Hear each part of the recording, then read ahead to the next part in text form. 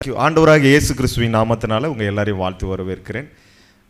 இந்த நல்ல கிறிஸ்மஸ் நாளிலே நம்ம அனைவரும் ஒரே குடும்பமாக ஆண்டவருடைய நாமத்தை மகிமைப்படுத்துகிற விதமாக வந்திருக்கோம். ஒரு சிறப்பு பட்டிமன்றத்துக்கு ஆயத்தப்படுத்தியிருக்கிறோம். தலைப்பு என்னென்னா, குடும்பத்தை கட்டுவதில் சிறந்தவர்கள், ஆவிக்குரிய ரீதியாகவும் பொருளாதார ரீதியாகவும் குடும்பத்தை கட்டுவதில் சிறந்தவர்கள் ஆண்களா பெண்களா, அப்படி இல்லை என்றால் கணவனா மனைவியா, அப்படி என்பதை நாம் தியானிக்க போகிறோம், பேச போகிறோம். நம் மத்தியில் சகோதர சகோதரிகள் அதை பேசுவதற்கு வந்திருக்கிற நம்முடைய தலைமை போதகர் பாஸ்டர் ஏனோக் பாஸ்டர் அவங்க அதற்கு நடுவராய் பணியாற்ற வந்திருக்கிறார்கள்.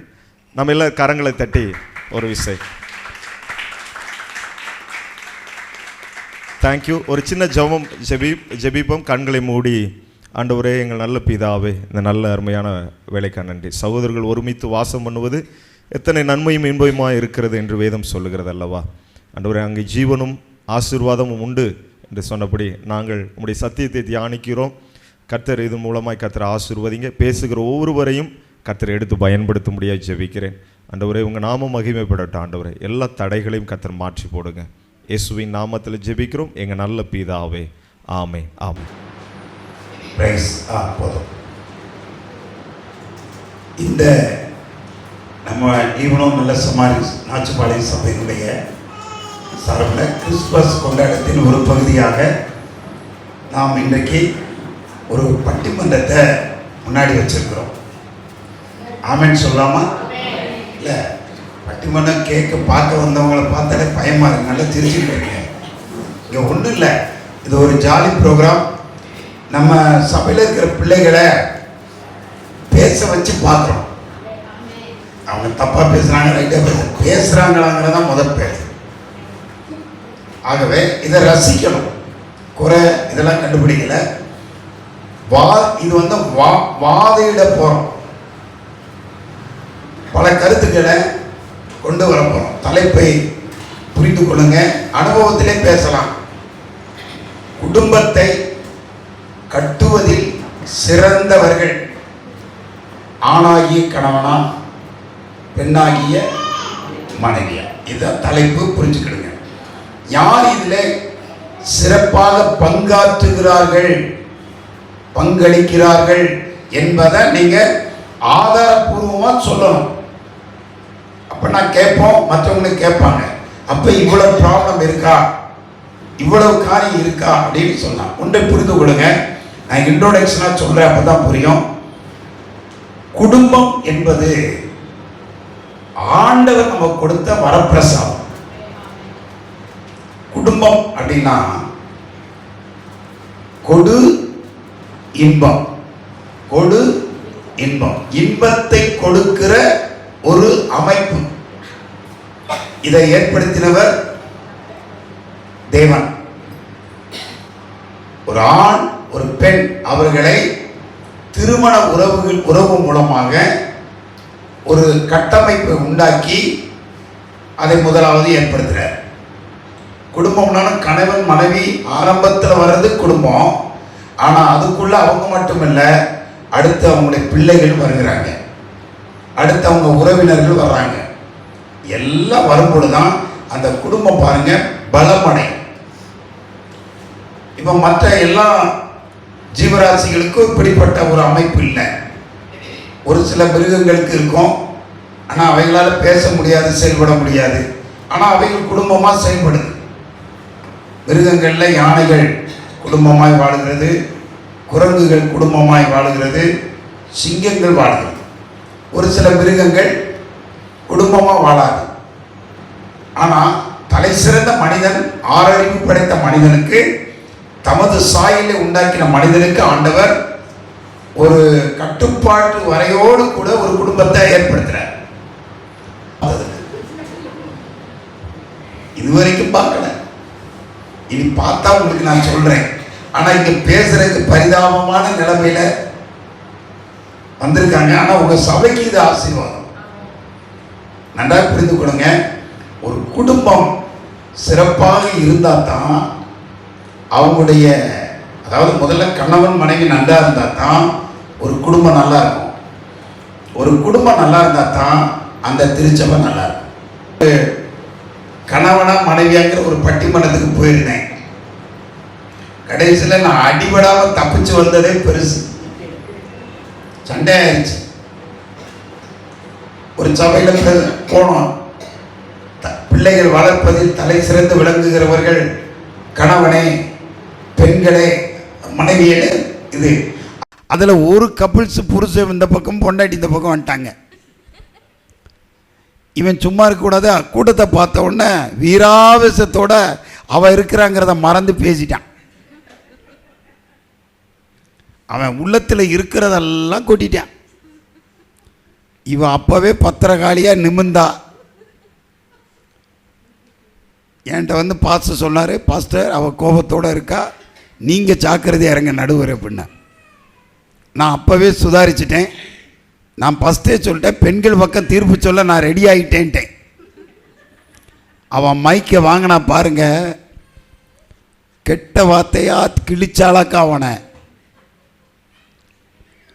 என்ன சொன்னா தெரியுமா? டேய் எந்திரா, உனக்கு ட்ரௌசரே போட தெரியாது, உனக்கு வேட்டி கட்ட தெரியாது, நான் பேண்ட்டு போட வச்சு நான் தானே சண்டை ஆகி அவன் மகாத்மா காந்தி மாதிரி அமைதியாக உட்காந்துட்டான்.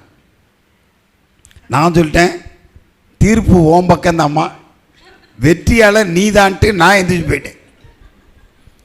இல்லை, இவங்களுக்கு அந்த பொசிஷன் என்னன்னு தெரியல.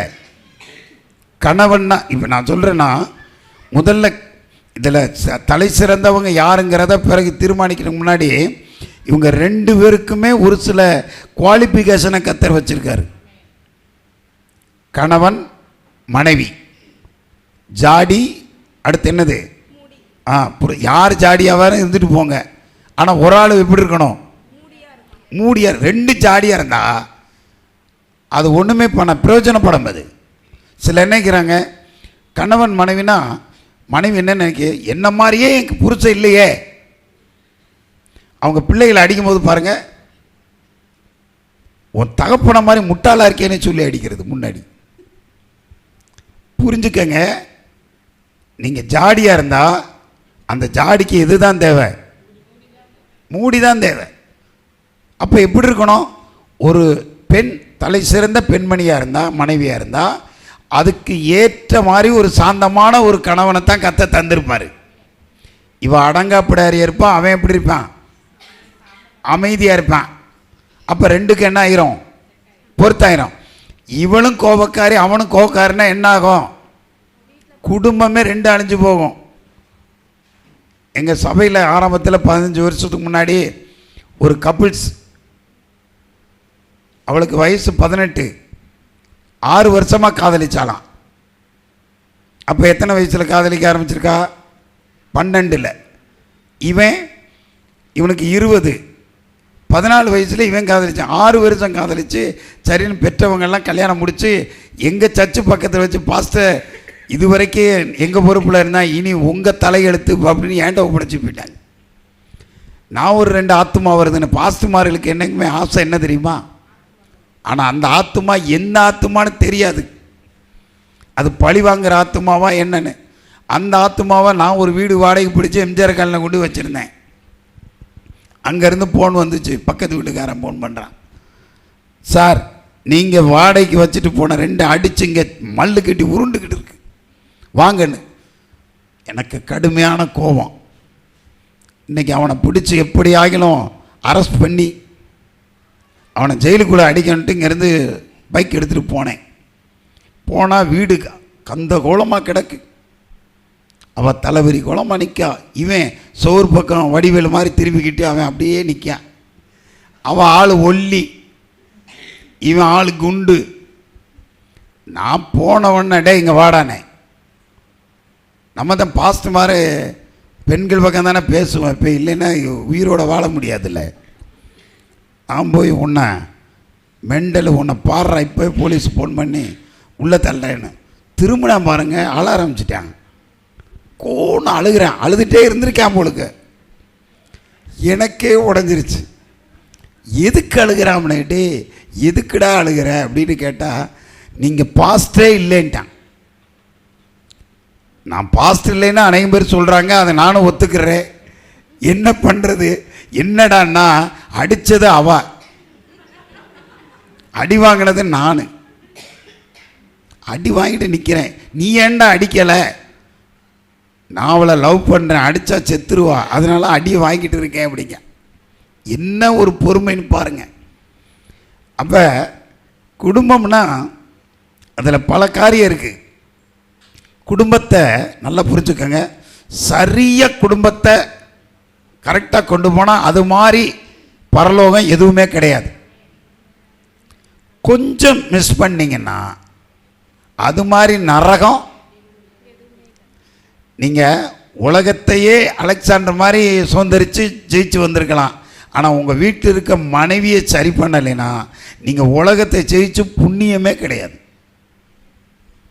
நல்லா புரிஞ்சுட்டிங்களா? 2 பேர் கணவன் மனைவி 2 பேர் நடந்து வர்றதை வச்சே அவங்க எத்தனை வருஷம் வாழ்ந்தாங்கங்கிறத நான் சொல்லிடுவேன். அப்படி பார்த்தீங்களா? தோல் மேலே கை போட்டு கை மேலே கை போட்டு அப்படியே ஒட்டி உரைச்சி போகிறான்னா அவன் கல்யாணம் முடிச்சு 2 நாள் ஆச்சுன்னு அர்த்தம். கொஞ்சம் ஒரு அடி கேப்பில் போய்கிட்டு இருக்கான்னு வைங்க, அவளுக்கு இவனுக்கு 1 அடி கேப் இருக்குன்னா அது 3 மாதம் ஆச்சுன்னு அர்த்தம். அவன் முன்னாடி இவன் பின்னாடி வர்றான்னா 1 வருஷம் ஆச்சு. கொஞ்சம் அவன் ரொம்ப தூரம் இவங்க ரொம்ப தூரம் ஒரு 5-6 வருஷம் ஆச்சு. இவன் மட்டும்தான் போய்கிட்டு இருக்கான்னா கல்யாணம் முடிச்சு 10-15 வருஷம் ஆச்சு. புரிஞ்சுக்க, இன்னைக்கு அப்படி தான் வாழ்ந்துட்டு இருக்காங்க. அதுவல்ல, நமக்கு கொடுக்கப்பட்ட கணவன் மனைவி 2 பேரும் அவரவருடைய கடமைகளை உணரணும். இவங்களுக்கு மட்டும்தான் வேலை, இவங்களுக்கு இல்லை, அப்படி இல்லை. நல்லா புரிஞ்சுக்கோங்க. கணவனுக்கு கணவன் தான் தலை, உடல் சரீரம் வந்து மனைவி. தலை இல்லாமல் உடம்பு இருக்காது, உடம்பு இல்லாமல் தலையால் ஒன்றும். இப்படி தான் ஆண்டவர் பண்டமண்டலாம் இணைச்சி வச்சுருக்காரு. இதில் 2ல் எது கிறுக்குத்தனம் பண்ணாலும் பிரச்சனை உங்களுக்கு தான். இப்போ அநேகம் பேர் பாருங்கள், தனியாக பாருங்கள், மனைவியை 100 கம்ப்ளைண்ட் பண்ணுவாங்க, கணவனை அவன் 100 கம்ப்ளைண்ட் பண்ணுவான், குறை சொல்லுவான். ஆனால் ஒன்று புரிஞ்சுக்கங்க, 2 பேருமே உங்களைத்தான் குறை சொல்கிறீங்கன்னு மறந்துடுறீங்க. நீங்கள் 2 பேருமே யார் தான்? ஒன்று தான். நீங்கள் குற்றப்படுத்தினாலும் உங்களை படுத்தின மாதிரி தான், அவரை குற்றப்படுத்தினாலும் உங்களை மாதிரி தான். அப்படி நீங்கள் நினச்சி கிறிஸ்தவ பிள்ளைகள் வந்தால் தான் உங்கள் குடும்பத்தை சாட்சியாக அருமையாக கொண்டு போக முடியும். குடும்பத்துக்கு கணவனும் மனைவியும் இம்பார்ட்டன்ட். ஆனால் அதில் முக்கியமானவங்க யாருங்கிறத நான் சொல்ல மாட்டேன், இவங்க சொல்லணும். ஒரு குடும்பத்தை கட்டி எழுப்புறதில் நடத்துறதில் மிகவும் பங்காற்றுவது மனைவி தான் அப்படிங்கிறத பாயிண்ட் சொல்லணும். நாங்கள் தான் இந்த குடும்பத்துக்கு மிகுந்த எங்களுடைய பங்களிப்பை கொடுக்குறோம். பொருளாதாரத்தில், சரீரத்தில், ஆவிக்குரிய வாழ்க்கையில் அதெல்லாம் நீங்கள் சொல்லணும். அதே போல் மனைவிங்கிற பக்கம் இருக்கும், அவங்க சொல்லணும். அப்போ சொல்லும் போது வந்தவங்களுக்கு புரியும். ஆனால் ஒன்று, நீங்கள் தான் தலைப்பு, குடும்பத்தை கட்டுவதில் தலை சிறந்தவர்கள் கணவனா மனைவியான வச்சுருக்கீங்க. நான் வச்சுருந்தா தலைப்பு எப்படி வச்சுருப்பேன் தெரியுமா? என்ன வச்சுருப்பேன் தெரியுமா? குடும்பத்தை கெடுப்பதில். இல்லை, இதில் பேசலாம், அதே தான். அது நெகட்டிவ், அது பாசிட்டிவ், இது நெகட்டிவ். இன்றைக்கி அநேக பேர் தங்கள் குடும்பங்களை கெடுத்துட்டு இருக்காங்க. ஆனால் அவங்க நினைக்கிறாங்க குடும்பத்தை நான் கட்டிக்கிட்டு இருக்கேன்னு நினச்சிட்டு இருக்காங்க. புத்தி இல்லாத ஸ்திரீ தன் வீட்டை கட்டுகிறாள், புத்தி இல்லாதவளோ அப்போ கொத்தனாரும் அவ தான், புல்டவுசரும் அவ தான். அப்போ பெண்ணுக்கு ஆண்டவர் என்ன சக்தியை கொடுத்துருக்காரு பாருங்க. அப்போ கவனமாக இருக்கணும். கெட்டுறது பெருசு இல்லை, அதை இடிக்காமல் பாதுகாக்கணும். அனைவரும் பேர் பாருங்கள், பிள்ளைகளை பெற்றுருவாங்க, அது முக்கியம் இல்லை. பிள்ளைகளை பெற்ற பிள்ளைகளை கவனமாக வளர்த்து தலை சிறந்த நபர்களை மாற்றணும். பெற்றுட்டேன் நான் அப்படிங்கிறனால ஒரு புண்ணியம் இல்லை. ஆகவே டைம் இல்லாதனால நான் சொல்கிறேன், இடையில நான் ஃபைனலில் உங்களுக்கு நான் தெளிவாக சொல்கிறேன். அலையிலே சொல்லுமா? இன்றைக்கு நம்ம சபையினுடைய குடும்பங்கள் கட்டப்படுவதுதான் இந்த பட்டிமன்றத்தினுடைய நோக்கம். ஆகவே இதில் யார் யார் என்னென்ன பண்ணுறோம் என்னென்ன பண்ணலை அப்படிங்கிறத உங்கள் சார்பில் சொல்லணும். முதல்ல உங்கள் பேர்களை நான் தெரிஞ்சுக்கிறேன். இப்போ இந்த பக்கம் வலப்பக்கம் இருக்கிறவர்கள் பெண்கள் தான் அப்படின்னு பெஸ்ட்னா அதை சொல்ல போகிறாங்க. அதில் தலைமையேற்று வந்திருக்கிற பிரின்ஸ் வந்திருக்கிறாங்க, ரத்னா சிஸ்டர் வந்திருக்காங்க, மரியா சிஸ்டர், ராணி, இந்த 4 பேர். அதே போல் இந்த பக்கம் ஜோசப், அவனை பார்க்கவே பாவமாக இருக்குது. இப்போவே என்ன ஒத்தையில் போய் மாட்டிக்கிட்டான். கூட 2 ஆம்பளை ஆளுகளை விட்டுருக்க வேணாமா? அந்த பக்கம் ஒரு தெம்புக்காவது. சரி பரவாயில்ல, நான் இருக்கேன், பேசாம இரு, நான் உனக்கு மார்க் போட்டு தூக்கி விட்டுறேன், கம்முன்று. அமுதா வந்து ஆண்கள் பக்கம் பேசுறேன்னு பெண்கள் பக்கம் பேச போகுது. நீங்கள் தைரியமாக இருங்க. சிஸ்டர் சுந்தரி, கிருபா, 4 பிள்ளைகளும் இது முதல் முறையாக பேசுகிறாங்க. அதனால் தப்பாக பேசுனாலும் நீங்கள் யாரும் அதை சீரியஸாக எடுத்துக்காதீங்க. இது வந்து சும்மா பேச்சுக்கலையை வளர்க்குறதுக்கு. யாரும் கோவப்பட்டுறாதீங்க. நம்ம ரத்னா சிஸ்டர் பேசுன்னு சொல்லி நம்ம பிரதர் உட்காந்து கோவப்பட்டுறாதீங்க. ஜாலியாக எடுத்துக்கங்க. என்ன வேணாலும் பேசட்டும், எடுத்துக்கொள்வோம். இப்போ ஆண்கள் யார் இல்லை பெண்கள் பக்கத்துலேருந்து தான் வரணும். ஏன்னா இன்றைக்கி தமிழ்நாடு கவர்மெண்ட்டே பெண்கள் பக்கம் போயிருச்சு. நான் ஆமேன்னு சொல்ல மாட்டேங்கிறீங்க. ஆமேன். இனி வருகிற காலத்தில் உங்கள்கிட்ட இருந்து எங்களுக்கு சம்பளம் கொடுக்குற மாதிரி ஏற்பாடு பண்ணாலும் ஆச்சரியப்படுறதுக்கு இல்லை. ஆமாம், 1000 ரூபா கொடுக்குறேன்ட்டான். இனி அடுத்த எலெக்ஷனில் உங்களுக்கு அது 5000 மாறப்போகுது. ஓகேயா? டவுன் பஸ்ஸில் போய்கிட்டு இருக்க இப்போ நீங்கள் அடுத்து என்ன பண்ண போகிறீங்க? இல்லை, சர்வீஸ் பஸ்லையும் ஃப்ரீ, ட்ரெயின்லையும் ஃப்ரீ. இனி இங்கே பாருங்க, உங்களை தடுக்க இந்த உலகத்தில் எந்த சக்திக்கு இடமே. இனி மரியாதையை காத்துட்டு நாங்கள் ஏதோ ஒரு இதாக இருந்துக்க வேண்டியதான், வேறு வழி இல்லை. 33% வந்தாச்சு. அடிமைப்பட்டு கிடந்த பெண்களை ஆண்டவர் இந்த கடைசி காலத்தில் அவங்களுக்கு உரிமையை கத்த தர்றார். ஆமென். அதை நீங்கள் இருமாப்பாக எடுத்துக்காம அதை உங்கள் குடும்ப வளர்ச்சிக்கு எடுத்துக்கணும். அதை நீங்கள் அறிவு ஞானத்தை பாருங்கள். ஃப்ளைட்டு பெண்கள் ஓட்டுறாங்க. இப்போ நான் வரும்போது என்னை கிராஸ் பண்ணி ஒரு பெண்ணு தான் கார் ஓட்டிகிட்டு போகுது. ஆமென்னு சொல்லுங்க. ஆமாம். ஆனால் பெண்ணு கார் ஓட்டுறதை ஆண்கள் சந்தோஷப்படுவோம், பெண்கள் பிடிக்காது. அதான் முக்கியம். இன்றைக்கி பெண்கள் தான் இந்த குடும்பத்தில் தலை சிறந்த காரியத்தை செய்கிறாங்கன்னு பேசுகிறதுக்கு முதலாவது இந்த அணியினுடைய தலைவராக இருக்கிற பிரின்ஸ் பிரதரை அன்போடு கூட அழைக்கிறோம். கரங்களை தட்டி நான் பேசும்போது கொஞ்சம் நிப்பாட்டிடுங்க. நிப்பாட்டி பேசுங்க.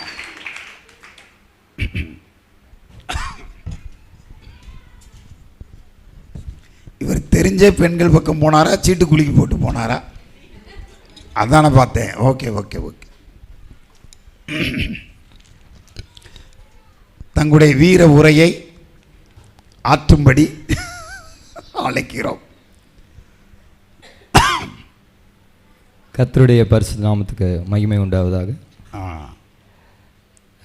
முதலாவது இந்த வாய்ப்பை தந்த நம்மளுடைய தலைமை பாஸ்டருக்கு என்னுடைய பாஸ்டர் தான் நன்றியை தெரிவித்துக் கொள்கிறேன். அது மாத்திரமல்ல, நம்மளுடைய நடுவர் அவர்களுக்கு என்னுடைய நன்றியை தெரிவித்துக் கொள்கிறேன். எங்களுக்கு நல்ல மார்க் போடும்படிய கேட்டுக்கொள்கிறேன். இங்கே பாருங்க, பேசுறதுல வச்செல்லாம் போட முடியாது, ஏதாவது கிரியையில் காட்டணும். அதே மாதிரி முதலாவது நான் என்ன சொல்ல போகிறேன் அப்படின்னா, பாஸ்டர் சொன்னார், நான் இதுவரைக்கு எந்த குடும்பமும் கட்டப்பட்டதை நான் பார்த்ததில்லை அப்படின்னாரு. நான் முதலாவது பார்த்தது பாஸ்டர் ஃபேமிலி தான். பாஸ்டர் அம்மா தான் பாஸ்டருடைய ஃபேமிலியை ஜெபத்தினாலும்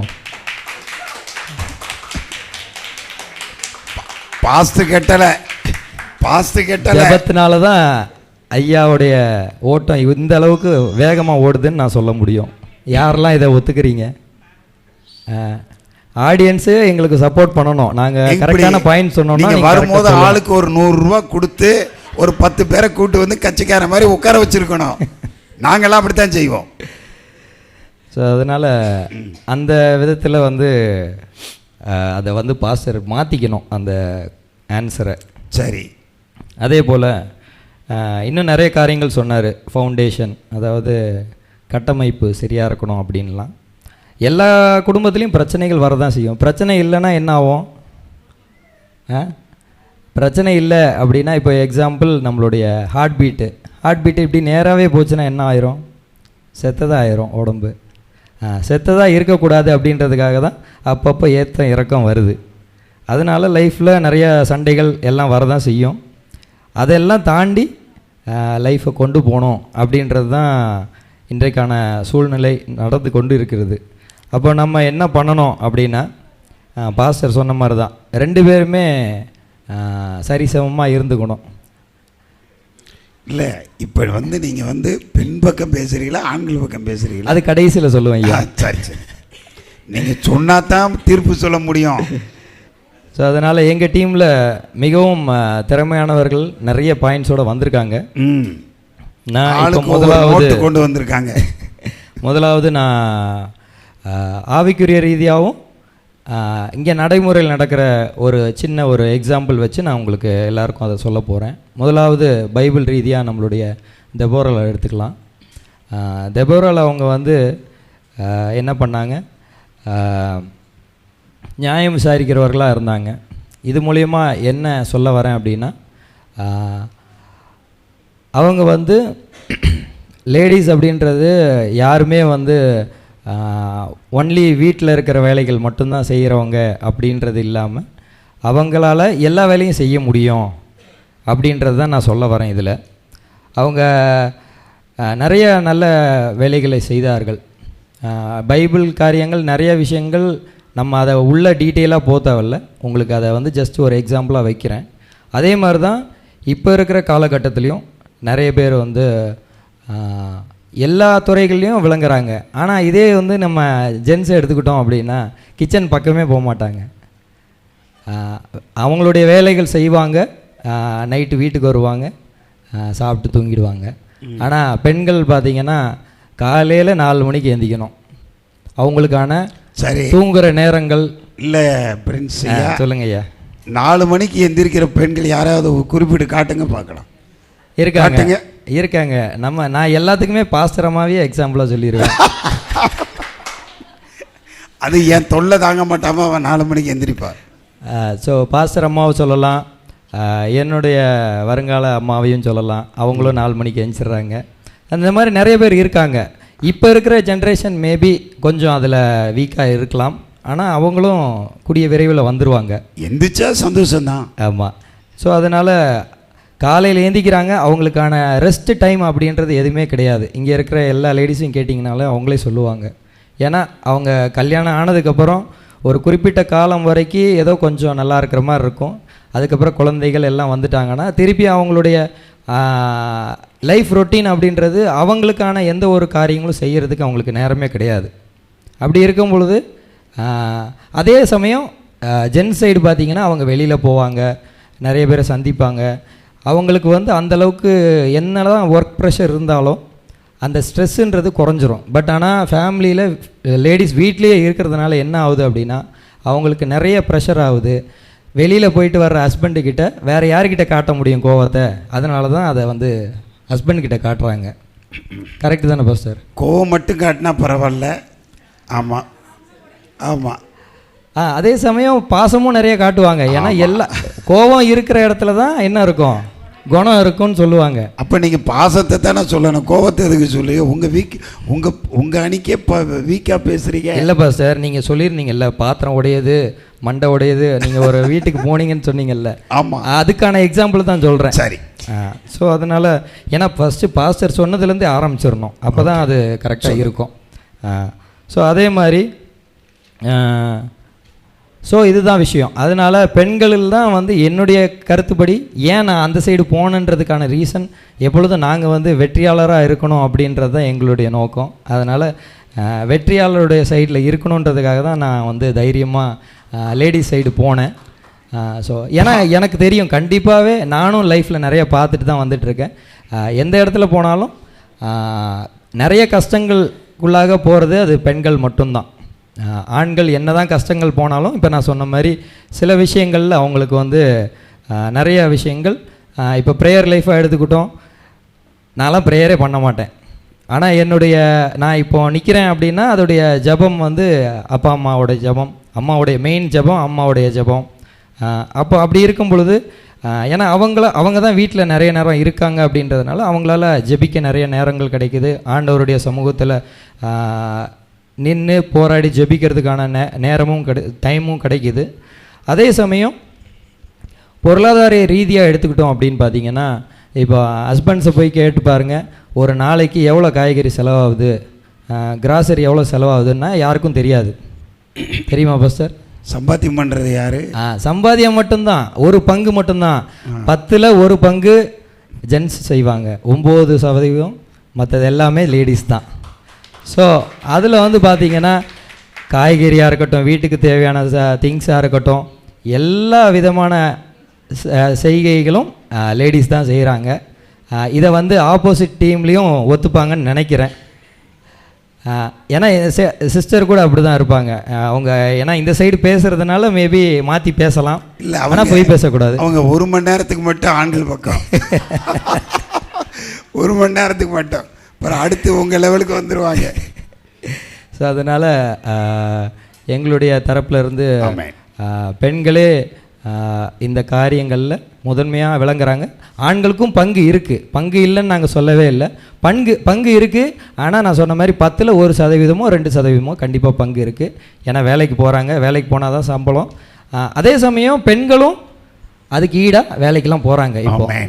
ஏன்னா பாஸ்டர் ஆல்ரெடி சொன்னார், கார் ஓட்டுறாங்க, ஃப்ளைட் ஓட்டுறாங்க. அப்படின்னும்போது அந்த இடத்துலையும் பெண்கள் எல்லாத்தையும் ஃபில் பண்ணிட்டாங்க. ஸோ அதனால் எந்த இடத்துலையும் பெண்கள் வந்து ஆண்களை விட டவுன் கிடையாது, ஆண்களை விட ஹை தான் அப்படின்னு சொல்லி என்னுடைய உரையை முடித்துக் கொள்கிறேன். நன்றி, வணக்கம். கைத்தட்டுங்க. பிரின்ஸ் அழகாக பேசிட்டாரு, பரவாயில்ல. அவருடைய இன்னும் நீங்கள் தலைப்பை உணர்ந்து இன்னும் குடும்பத்தில், சபையில், மற்ற இடங்களில் உங்களுடைய பணிகள் என்னங்கிறத விளக்கமாக சொல்லணும்.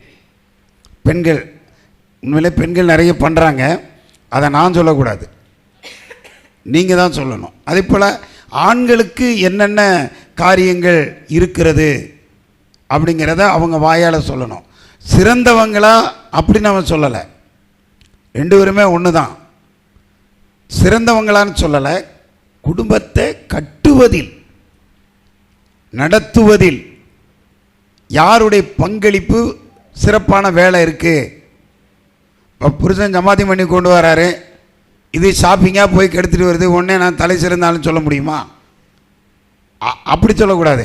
அந்த கொண்டு வரதில் இவங்க என்ன பங்களிக்கிறாங்கங்கிறத சொன்னால் தான் மற்றவங்களுக்கு புரியும்.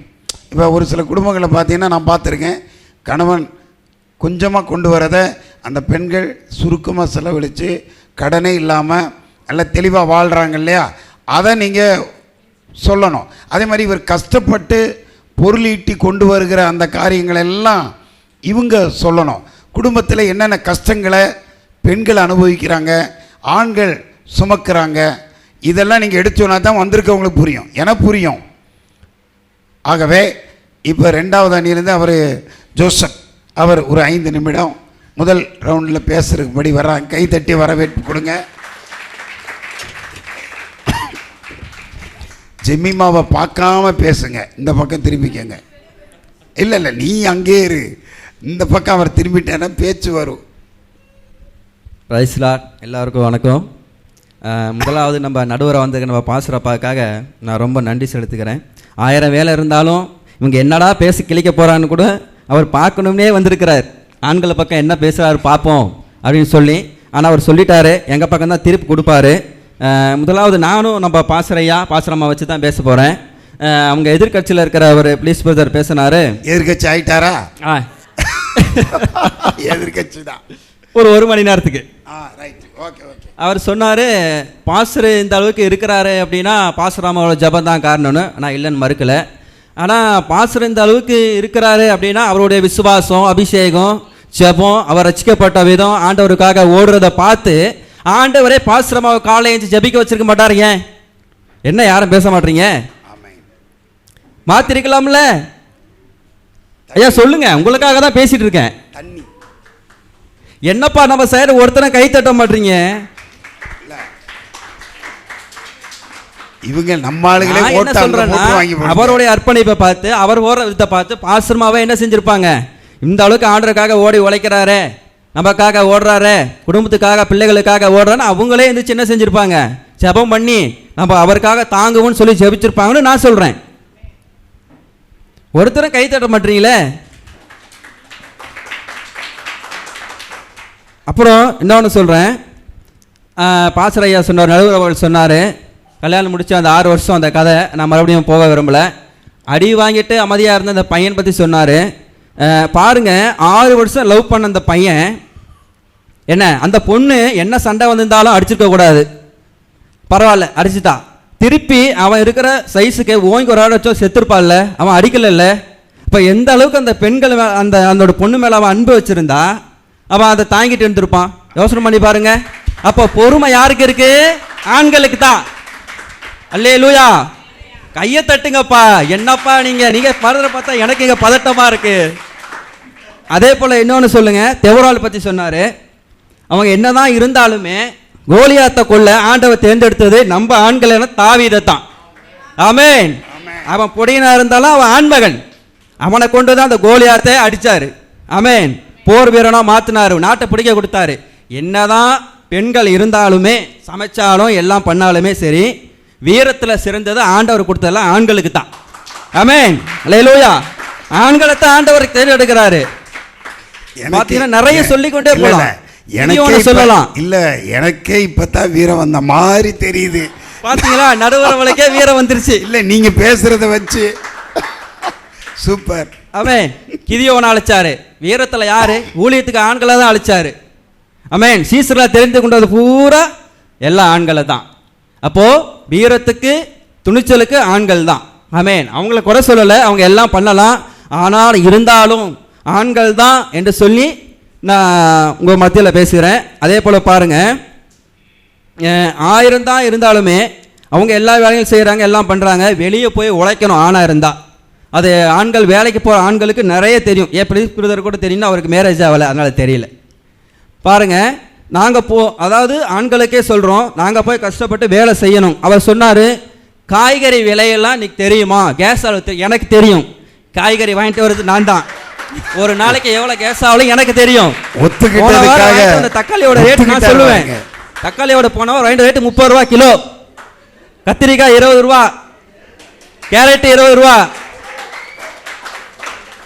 எப்படி குடும்பத்தை நடத்திட்டு வர்றாங்கிறத பார்த்து தெரிஞ்சுக்கங்க. நாங்க தான். ஆமா. கருவேப்பிலைனாலும் நாங்க தான், கொத்தமல்லினாலும் நாங்க தான், பச்சை மிளகாய்னாலும் நாங்க தான் போய் வாங்கிட்டு வரோம். ஆமென். டாஸ்மார்க்னாலும் நாங்க தான். டாஸ்மார்க்னால நாங்க தான். டாஸ்மார்க் நாங்க இல்ல, நாங்க இல்ல, நான் இல்ல. ஆமென். அல்லேலூயா. அதனால எங்களுக்கும் தெரியும். அதே போல பாருங்க, ஆண்கள் தான் அப்படின்னு சொல்லி எங்க அணியில வந்திருக்கிறாங்க. அவங்களும் நல்லா பேசுவாங்க. வாய்ப்பளித்த நடுவர்களுக்கு நன்றி செலுத்துகிறேன். ஆமென். சூப்பர். பரவாயில்ல, இது முதல் பேச்சு தான். இன்னும் நல்லா குடும்பத்துக்குள்ள பாங்க, அவுட்டர் போகாதீங்க. குடும்பத்துக்குள்ள எவ்வளவு சிக்கல் இருக்கு தெரியுமா? 2 பேர், அதாவது ஒவ்வொரு குடும்பத்தில் பாருங்க, ஒரு நபர் பண்ணியே அப்படி இருக்குது. அப்போ 2 பேரும் பண்ணா எப்படி இருக்கும்? அதில் யார் யார் பெஸ்ட்டாக பண்ணிக்கிட்டு இருக்கீங்க, கேர் எடுக்கிறீங்க? குடும்பம் தான், அதை மெயின் பண்ணி பேசணும். நீங்கள் குடும்பத்தில் கரெக்டாக இருந்தால் தான் நீங்கள் சபையிலையும் கரெக்டாக இருப்பீங்க. ஆகவே அடுத்து பேசும்படி இவங்க 3 பேரும் பயந்துக்கிட்டு யாரை பேசுறதுன்னு தெரியாமல் உட்காந்துருக்காங்க. யார் வர்றது? ரத்னா சிஸ்டா? யார்? ராணி. ராணி ஒரு பெரிய நோட்டோடே வந்திருக்கு. ஆமாம். முதலாவது கர்த்தருக்கும் ஃபாஸ்டருக்கும் அப்புறம் நடுவர் அவர்களுக்கும் ரொம்ப நன்றி செலுத்திக்கிறேன். ஆமென். நான் ஆவிக்குரிய ரீதியாக, தலைப்பு ஆவிக்குரிய ரீதியாகவும் குடும்ப ரீதியாகவும் குடும்பத்தை கட்டுறது யார் அப்படின்னு சொல்லி தலைப்பு, அதன்படி பேசுகிறதுக்கு வந்திருக்கேன். அதில் பெண்கள் தான் குடும்பத்தை கட்டுறாங்க, ஆவிக்குரிய காரியத்தை கட்டுறாங்க. அது எப்படின்னா லோவிசால் பைபிளில் ஒரு காரியத்தை நான் சொல்கிறேன். லோவிசாலும் ஐனிக்கேயாலும் இவங்களை வந்து எடுத்திங்கன்னா வந்து அவங்க தீமோத்தேயுவை வந்து விசுவாசத்தில் உத்தம குமாரனாக வந்து அவங்க நடத்துனாங்க. அதே மாதிரி தான் ஆவிக்குரிய ரீதியாக வந்து பெண்கள் வந்து வீட்டில் ஜெபத்தில் அப்புறம் பொருத்தனையிலெல்லாம் வந்து ஆவிக்குரிய காரியங்களை கட்டுறோம். அது எப்படி அப்படின்னா என் லைஃப்பில் நடந்திருக்கு அப்படின்னா, நான் வந்து இந்த வருஷத்தில் ஒரு மாதத்தில் 1000 பாட்டு பாடணும் அப்படின்னு சொல்லி பொருத்தனை பண்ணியிருந்தேன். 1000 பாட்டு. எப்போ அப்போ உங்களுக்கு 1000 பொற்காசுகள் கொடுத்துருவோம். 1000 பாட்டு. ஆனால் நான் 28 நாள்லையே அதை முடிச்சிட்டேன். இயேசுவே, உங்களால் அதை பண்ண முடியாது. இல்லை உங்க சொந்த பாட்டால கண்டிப்பாக அதை பண்ண முடியாது. இல்லைம்மா, இல்லை ராணி, நான் பேசும்போது பேசுங்க. இல்லை இது உங்க சொந்த பாடலா மற்றவங்க பாடின பாட்டா? இல்லை கேட்குறேன், தெரியாம தான். அது சொந்த பாட்டு இல்லை, மற்றவங்க ஓ, நீங்கள் அப்படி பாடுறதுக்காக 24 நாளில் 1000 பாட்டு பாடிட்டீங்க. பாடிட்டேன். தீர்ப்பு உங்க பக்கமே சொல்லிடலாம்யா, விடுங்கய்யா போங்க. அதை பாடினதுனால அதோட ரிசல்ட் என்னன்னா, என் கணவரை ரட்சிப்புக்குள்ள வந்துட்டாங்க, சர்ச்சுக்கு. ஆமென்.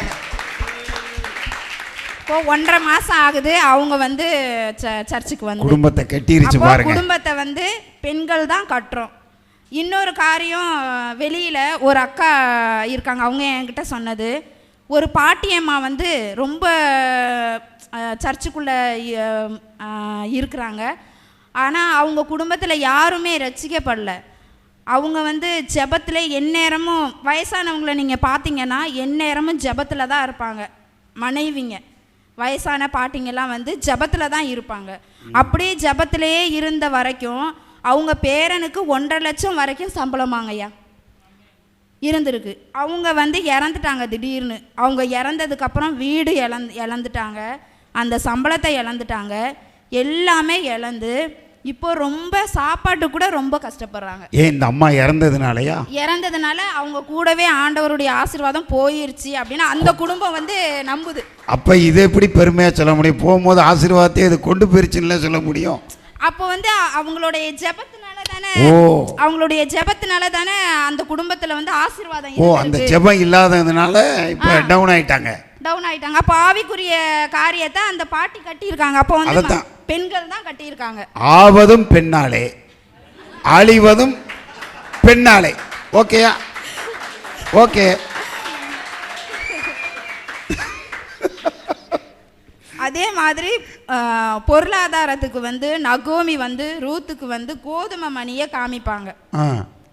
அந்த கோதுமை மணியை காமிக்கும் பொழுது வந்து அவங்க வந்து வேலைக்கு போனாங்க. அதே மாதிரி பெண்களான நாங்களும் வந்து பொருளாதாரத்துல வேலைக்கு போகிறோம். நல்லா கேளுங்கய்யா. சரிக்கு சமமா வேலை செய்யறோம். வேலை செஞ்சு குடும்பத்தை பாத்துக்கிறோம். நல்லா பாத்துக்கிறீங்களா சுமாரா பாத்துக்கிறீங்களா? நல்லா தான். விடுங்க. நாங்களும் வந்து வேலைக்கெல்லாம் போய் பிள்ளைங்களை எல்லாமே பார்த்துக்குறோம். ஆனால் அவங்களுக்கு வந்து பிள்ளைங்களெல்லாம் அவங்க பார்க்க மாட்டாங்க. எல்லாம் நாங்கள் வந்து காலையில் எழுந்திரிச்சு வீட்டுக்கு சமைச்சு எல்லாமே கொடுத்துட்டு வேலைக்கும் போயிட்டு திருப்பி நைட்டும் வந்து சமைச்சு நாங்கள் படுக்கிறதுக்கெலாம் 12 மணி ஆயிரும். அவங்க எப்போ பார்த்தாலும் செல்லை வீட்டுக்கு வந்தோடனே செல்லை எடுத்து பார்த்துக்கிட்டே அப்படியே நீங்கள் வாங்கிட்டு வர சம்பளத்தையும் வாங்கிடுவாங்க. ஆமாம், அதை சொல்லலை. இன்னமா நானா போட்டு கொடுக்க முடியும்? சம்பளத்தையும் வாங்கிக்குவாங்க. ஆமாம். அப்போ வந்து குடும்ப ரீதியாக வந்து குடும்ப பொருளாதாரத்தை கட்டுறதும் பெண்கள் தான். நிறைய சேமிச்சு அவங்களுக்கு தெரியாமல் நிறைய காசு வந்து அவங்க கையில் போனால் செலவாயிரும்னு சொல்லி சேமித்து வச்சு நாளைக்கு பிள்ளைங்களுக்கு உடம்பு சரியில்லைன்னா இல்லை ஏதோ ஒரு சிலிண்டர் இல்லைனாலும் அதை எடுத்து அந்த டைமில் நாங்கள் கொடுப்போம். அப்போது பொருளாதாரத்தை வந்து கட்டுறது பெண்கள் தான். இப்படி தெரியாமல் சேர்த்து வைக்கிறதுக்கு பேர் சரி, வாழ்க்கை வளமுடன். ரைட்டு. அடுத்து அப்ப ஆண்கள் வேஸ்ட்னு சொல்ல, அப்படி சொல்லணும்மா நீங்க. அப்போ வந்து ஆவிக்குரிய காரியங்களை கட்டுறதும் நாங்கள் தான், குடும்பத்தில் பொருளாதாரத்தை கட்டுறதும் மனைவி ஆகிய நாங்கள் தான். எல்லாமே நீங்கள் தான். அப்போ நாங்கள் எதுக்கு தான் இருக்காங்கன்னு தெரியல. போங்க. எனக்கு வாய்ப்பளித்த வாய்ப்பளித்ததுக்கு ரொம்ப நன்றி. பரவாயில்ல, ராணி அருமையாக பேசுச்சு, கை தட்டுங்க. இப்போ தானே முதல்ல பேசுது, இப்படி தான் பேசணும். குடும்பத்துக்குள்ளே இருக்கிற ஒரு சில கஷ்டங்கள் நஷ்டங்கள் இதைத்தான் சொல்லணும். நீங்கள் இதை குறையா சொல்லாமல் உங்களுடைய பொறுப்பு, உங்கள் காரியங்களை எடுத்து சொல்லணும். இப்போ அவங்களுக்கு அவங்க பக்கம் இருக்கிற அந்த பேடன்ஸ் எல்லாம் சொல்கிறாங்கல்ல, அது மாதிரி இவங்க சொல்லணும். பரவாயில்ல, முதல் பேச்சு தான். இனி வர்ற நாட்களில் இவங்க நான் ஸ்டாப் பேச்சாக பேச போகிறாங்க. ஆமாம், கர்த்தர் உங்களை ஆசீர்வதிப்பார். அடுத்து யார்? ஓ, அக்காவா தங்கச்சியா? ரைட்டு, சரியான போட்டி. வாங்க, எடுத்து பேசு. சும்மா கேஷுவலாக அவங்க பேசுனதை வச்சு. கர்த்தருடைய பரிசுத்த நாமத்திற்கு மகிமைப்படட்டும். நம்ம போதகர், தலைமை போதகருங்கிறதுலையே வந்துடுது அவங்க எவ்வளோ உழைச்சிருக்காங்க. தலைமை போதகர் அப்படிங்கிற ஒரு காரியம் வந்து எவ்வளவு ஒரு பெரிய காரியங்கிறது அவங்களுடைய ஊழியத்தின் உழைப்பிலையே நம்ம தெரிஞ்சுக்கலாம். நம்ம ஐயா தலைமை போதகராக இந்த இடத்துல தலைமையேற்க வந்திருக்காங்க. அவங்களுக்கு என் முதற்கண் வணக்கத்தை தெரிவித்துக் கொள்கிறேன். எனக்கு வாய்ப்பளித்து இங்கே அமர்ந்திருக்கும் என் இரு கண்களாகிய என் சபை ஊழியக்காரவங்களுக்கு என் முதல் வணக்கத்தை தெரிவித்துக் கொள்கிறேன். இல்லைன்னா ரொம்ப வருத்தப்பட போறாரு சொல்லிட்டு. அப்புறம் அதை கண்டுகளிக்க வந்து நல்ல தீர்ப்புகளை வழங்க இருக்கிற எங்களுடைய சபை சகோதர சகோதரிகள், சிறு பிள்ளைகள் எல்லாருக்கும் என் வணக்கத்தை தெரிவித்துக் கொள்கிறேன். எனக்கு வாய்ப்பளிக்க நல்ல ஒரு தருணம் ஆண்டவர் எனக்கு கொடுத்துருக்காங்க. என் தங்கச்சி தான், வேற யாரும் இல்லை, போய் பேசிட்டு போனது. சரி, பரவாயில்ல, மன்னிச்சு விட்டுருவோம், விடுங்க. அவங்க சொன்னாங்க ஒரு பாட்டி ஜெபம் பண்ணி தான் அந்த வீட்டை கட்டினாங்க, 1 லட்சத்துக்கு மேலே அவங்க சம்பளம் வாங்கினாங்க. ஏன் அதுக்கு மேலே ஜெபிக்க அவங்க வீட்டில் பெண்கள் இல்லையா? ஏதோ கேரி தாத்தங்க ஆறு வட்டினது போல அங்க வட்டி போய்விட்டது. குணசாலியான ஸ்திரீ தன் புருஷனுக்கு கிரீடமாக இருக்கிறாள், லட்சையை ஒன்று பண்ணுகிறவளோ அவனுக்கு எலும்புருக்கியா இருக்கிறாள். அப்புறம் எருதுகள் இல்லாத இடத்தில் களஞ்சியம் வெறுமையாய் இருக்கும், காளைகளின் பலத்தினால் மிகுந்த வரத்துண்டு. இப்போ ஏறு உழுகுறாங்க, காளை மாட்டை வச்சு தான் உழுகுறாங்களா, பசுமாட்டை வச்சு உழுகுறாங்களா? போய் விவசாயிகளை போய் பாருங்க, அவங்க 4 மணிக்கு எந்திரிச்சு மருந்து தெளிக்கிறதுலேருந்து அந்த அறுவடையை வீட்டுக்கு கொண்டு வந்து சேர்க்கிறது எல்லாமே ஆண்களே. அதில் பெண்களுக்கு என்ன பங்கு இருக்கு? இல்லை, இப்போ வந்து அப்போ பேசும்போது ஆண்கள் ஸ்ட்ரென்த் இல்லை, இப்போ ஆண்கள்லாம் வந்துட்டாங்க. நீங்கள் தைரியமாக பேசுங்க. ஆமாம், சொல்லுங்க. அப்புறம் பார்த்தீங்கன்னா நம்ம தேவன் ரொம்ப நல்ல தேவன். முதல்ல உண்டாக்கினது ஆணைதான், பெண்களை இல்லை. செம பாயிண்ட். அப்புறம் பெண் கணவன் தான் தலையா இருக்கிறான், மனைவி வந்து அவருக்கு துணையா தான் ஆண்டவர் வச்சிருக்காங்க. எப்ப வேணாலும் அவுத்து விடலாம். கணவனுக்குரிய கணம் கணவனுக்கும், பெண்ணுங்க வந்து மதிக்கத்தக்கவங்க தான். அவங்களுக்கு வந்து மகப்பேரும் என்னும் மகத்தான ஒரு இதை வச்சிருக்காங்க ஆண்டவர். ஆனா உழைப்பு பூராவே ஆண்களுக்கு தான் சேரும். இப்போ பார்த்தீங்கன்னா ஆண்கள் இல்லாத பெண்களுடைய வேதனையை அவங்க கிட்ட போய் பார்த்தா தான் நம்மளால் புரிஞ்சு கொள்ள முடியும், அந்த பிள்ளைங்களை வளர்க்க அவங்க எவ்வளவு கஷ்டப்படுறாங்கன்னு. இப்போ அந்த ஒரு பெண் பிள்ளையை வச்சுருந்தாங்கன்னா அதை என்ன கஷ்டப்பட்டு அதை வரன் பார்த்து கட்டி கொடுக்குறாங்கங்கிறது அந்த பெண்ணுக்கு தெரியும். அவங்களுக்கு தான் ஆண்களை பற்றி நல்லா தெரியும். ஆண்கள் இல்லைன்னா அந்த வீட்டில் எவ்வளோ கஷ்டப்படணும் அப்படிங்கிறது இருக்கும்போது போட்டு அடிக்காங்க, இல்லாதப்ப என்ன செய்யறது இந்த பெண்கள் இனத்தை.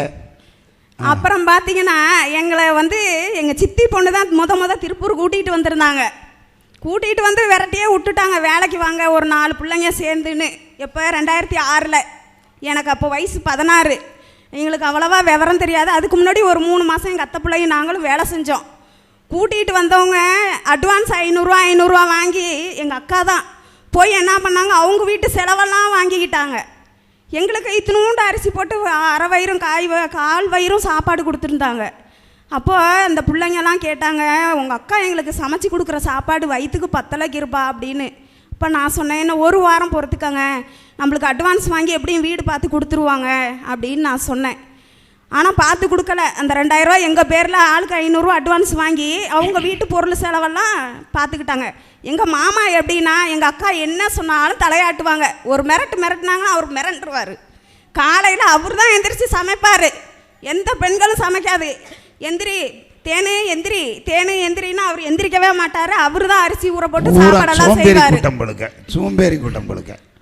கடைசியில் எங்களை விரட்டி விட்டாங்க. நான் என்ன லாஜா வச்சு நடத்துகிறேன், எங்கேயோ போங்க அப்படின்னு சொல்லி, நீங்கள் ஒரு வாரம் சாப்பிட்டதுக்கு அந்த 2000 ரூபா கழிஞ்சிருச்சுன்னு சொல்லி எங்களை விரட்டி விட்டாங்க. அப்போ வந்து நம்ம போதகர் ஐயாவை எனக்கு தெரியுங்கிறதுனால அங்கே வந்தோடனே அமுதாக்கா எல்லாருமே அதுக்கு சாட்சி. வீடு பார்த்து எங்களை ஒரு நல்ல நிலைமைக்கு கொண்டு வந்தது நம்ம பாஸ்டப்பா தான்.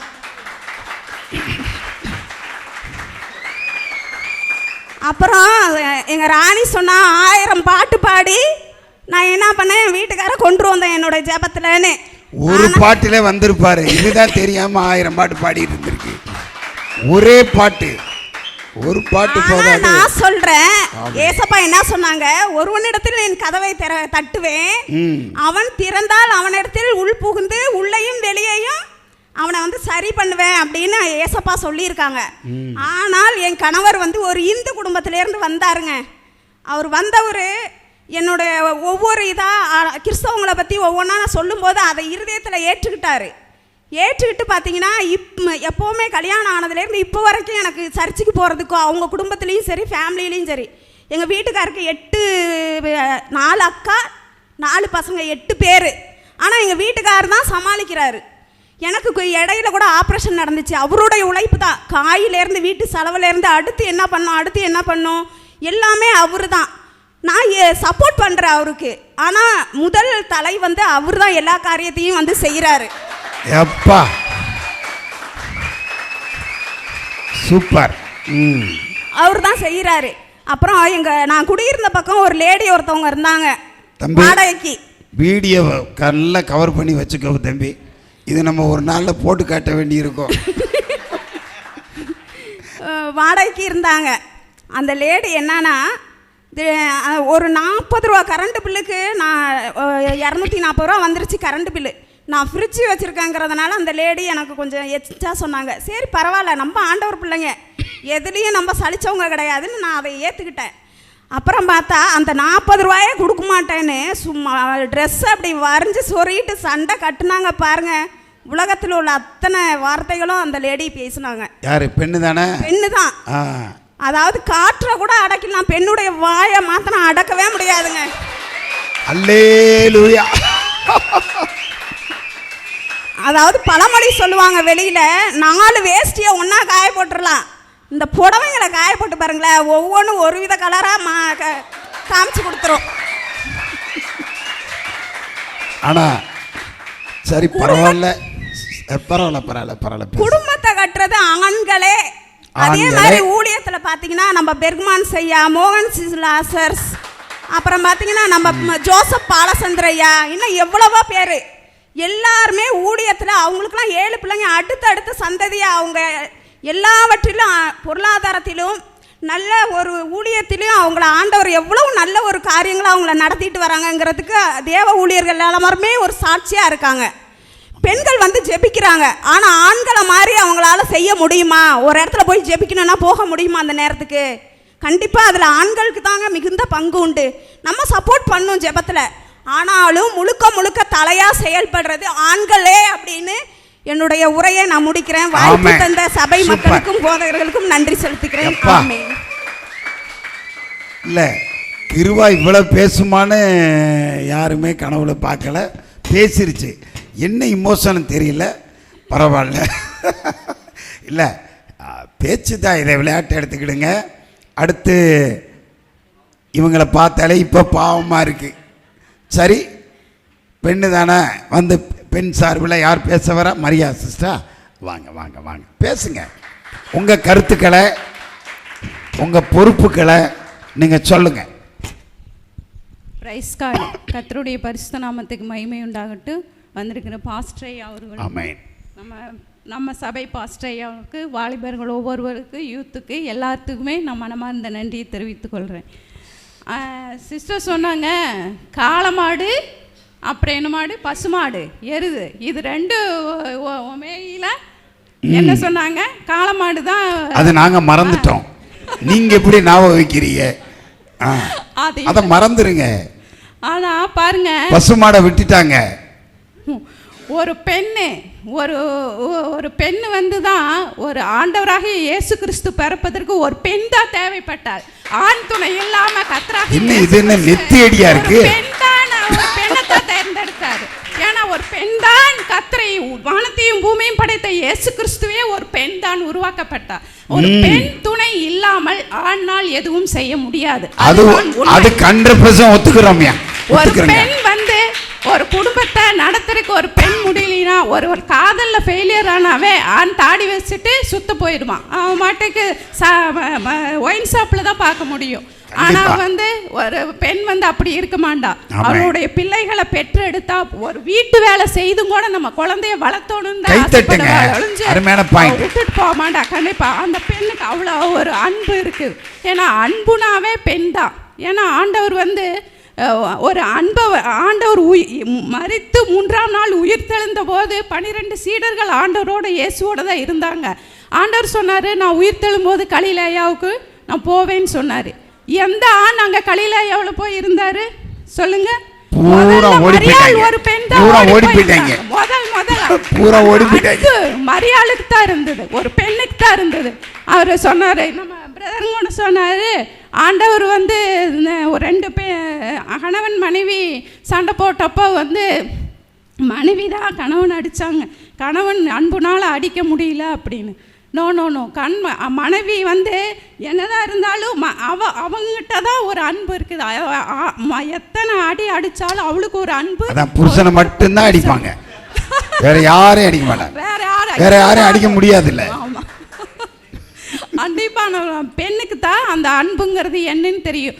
மனசில் விட்டு பேசிடுவாங்க, திட்டிடுவாங்க, ஆனாலும் அடுத்த நிமிஷம் உட்கார்ந்து கண்ணீர் வடிப்பாங்க. நான் பேசிட்டேன். ஒரு ஆவிக்குரிய ஒரு நல்ல வளர்ச்சி பெற்ற ஒரு ஆவிக்குரிய ரீதியில் இருந்தாங்கன்னா கண்டிப்பாக அவங்க போய் மனசார அவங்க அழுவாங்க. ஆண்டவர் இடத்துல போய் நான் பேசிட்டேன், கணவர் இப்படி பேசிட்டேன், மன்னிச்சுங்க அப்படின்னு சொல்லி கேட்பாங்க. ஆனாலும் ஒரு பெண் தான் ஒரு குடும்பத்தை கட்டி புத்தியுள்ள ஸ்திரி தான் ஒரு வீட்டை கட்ட முடியும் அப்படிங்கிறது அது 100க்கு 100 உண்மை. ஒரு புத்தியுள்ள ஸ்திரி தான் பெண்களை ஒரு வீட்டை கட்ட முடியும்.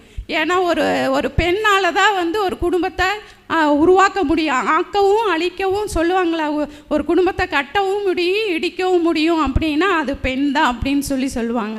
ஆனால் அது 2மே பெண்களுக்கு தான் கொடுத்துருக்கிறார் ஆண்டவர். ஏன்னா ஏதேன் தோட்டத்தில் ஒரு குடும்பத்தை உருவாக்கி வச்சாரு. ஆனாலும் பாருங்க, அந்த பெண் துணை அவங்க வந்து எந்த பெண் தவறு செஞ்சாலோ அதே பெண்ணில் தான் ஆண்டவர் வந்து ஒரு பெண்ணை உருவாக்காக இயேசு வந்து அதுக்கு பிறந்ததுக்கு ஒரு பெண் தான் காரணமாக இருந்தார். அதே மாதிரி மரியா வந்து ஒரு ஆண் கல்யாணத்துக்கு முன்னாடி நிச்சயம் பண்ணப்பட்ட ஒரு மகளாக தான் இருந்தாங்க. ஆனால் வந்து தேவதூதர் வந்து சொன்னப்போ அதை ஏற்றுக்கிட்டாங்க. அவங்க தன்னை அப்படியே தனக்கு அடிமையாக இயேசுக்கு நான் அடிமைன்னு சொல்லிட்டு அதை அப்படியே தன்னை அர்ப்பணிச்சிட்டாங்க. அப்போ பாருங்கள், அந்த அடிமை உணர்வு தான் அவங்கள பாருங்கள் எவ்வளவோ அவங்க ஒரு யூத குலத்தில் வந்து ஒரு பெண் வந்து கல்யாணத்துக்கு முன்னாடியே வந்து கன்சீவ் ஆனால் அவங்க வந்து ஏற்றுக்க மாட்டாங்க, கல்லெறிஞ்சு கொல்லப்படுவாங்கங்கிற ஒரு சட்டம் இருந்த போதிலும் அதை பாருங்க மனசில் வச்சுட்டு அவங்க எல்லாம் சாக்ரிஃபிகேஷன் பண்ணி அந்த இடத்துல அந்த ஆண் என்ன பண்ணார், ரகசியமாக தள்ளிவிட தான் நினச்சாரு. ஏன்னா அவர் ஒரு யூதராக தான் தள்ளிவிட நினச்சிருக்கிறாரு. ஸோ ஆனாலும் ஆண்டவர் அவங்க மூளை பேசி அதைய உருவாக்க ஒரு குடும்பத்தை இயேசுவை சுமந்து கட்டி உருவாக்கி இன்றைக்கி அவங்க வந்து அடிமையாக நம்மளுக்கு இல்லைன்னா நம்ம இந்த இடத்துல நம்ம இருக்கவே முடியாது இல்லைங்களா. அதுக்கு யாருன்னா ஆண்டவர் ஒரு பெண்ணை தான் தேர்ந்தெடுத்தார். அதனால் ஒரு பெண் தான் ஒரு குடும்பத்தை கட்ட முடியும். ஒரு ஆவிக்குரிய வளர்ச்சிக்கு ஒரு பெண் தான் அப்படிங்கிறது வந்து என்னோடய லைஃப்பில் எப்படி நான் சொல்கிறேன் அப்படின்னா, எனக்கு வந்து திருமணமாகி என்னோடய கணவர் வந்து ஒரு ஹிந்துஸ் தான். நான் வந்து கல்யாணத்துக்கு முன்னாடியே ஆண்டவர் ஏற்றுக்கிட்டேன். ஆனால் ஒரு ரட்சிக்கப்பட்ட மகளாக இருந்தப்போ கணவர் இந்து மாப்பிள்ளை தான் கல்யாணம் பண்ணோன்னு சொன்னாங்க. சரி, நாம் இந்து மாப்பிள்ளையை கல்யாணம் பண்ணிடலான்னு சரி கல்யாணம் பண்ணி உன்னால் மாற்ற முடியும் அப்படின்னு ஆவிக்குரிய தாய் தான் வந்து எனக்கு சொன்னாங்க. நிச்சயமாக உன்னுடைய நடக்கையின் மூலம் உன்னுடைய விசுவாசத்தின் மூலம் கண்டிப்பாக அவர் மாறுவாருன்னு சொன்னாங்க. சரி, நான் மேரேஜ் பண்ணி 10 வருஷம் நான் மட்டும்தான் சர்ச்சுக்கு போயிட்டு இருந்தேன். நான் மட்டும்தான். ஏன்னா அவர் வரமாட்டார். அவர் வந்து ரட்சிக்கப்படாத இருந்தது, ஆண்டவர் பற்றி அறியல. நான் மட்டும் 10 வருஷம் ஸ்கூட்டி, இதுக்காகவே வயிறாக்கமாக ஸ்கூட்டி ஓட்டி பழகி ஆக்டிவாக இருக்கணும்னு ரொம்ப ஆசைப்படுவேன். எல்லாமே பழகிக்கணும் ஆத்துமாக்கள். அப்படி ஒரு இதில் இருந்தாங்காட்டி ஆண்டவர் கிருபையாக நான் 10 வருஷமாக போயிட்டு இருந்தேன். எந்த கொரோனா வந்ததோ அதில் வந்து நான் என்னோட ஜெபம், என்னோட நடத்தைகள், என்னோட எல்லாம் வந்து எனக்கு கிருபை கொடுத்த அந்த கிருபையினால் ஆண்டவர் கொரோனாவில் ரட்சிக்கப்பட்டு உள்ளே வந்தார்.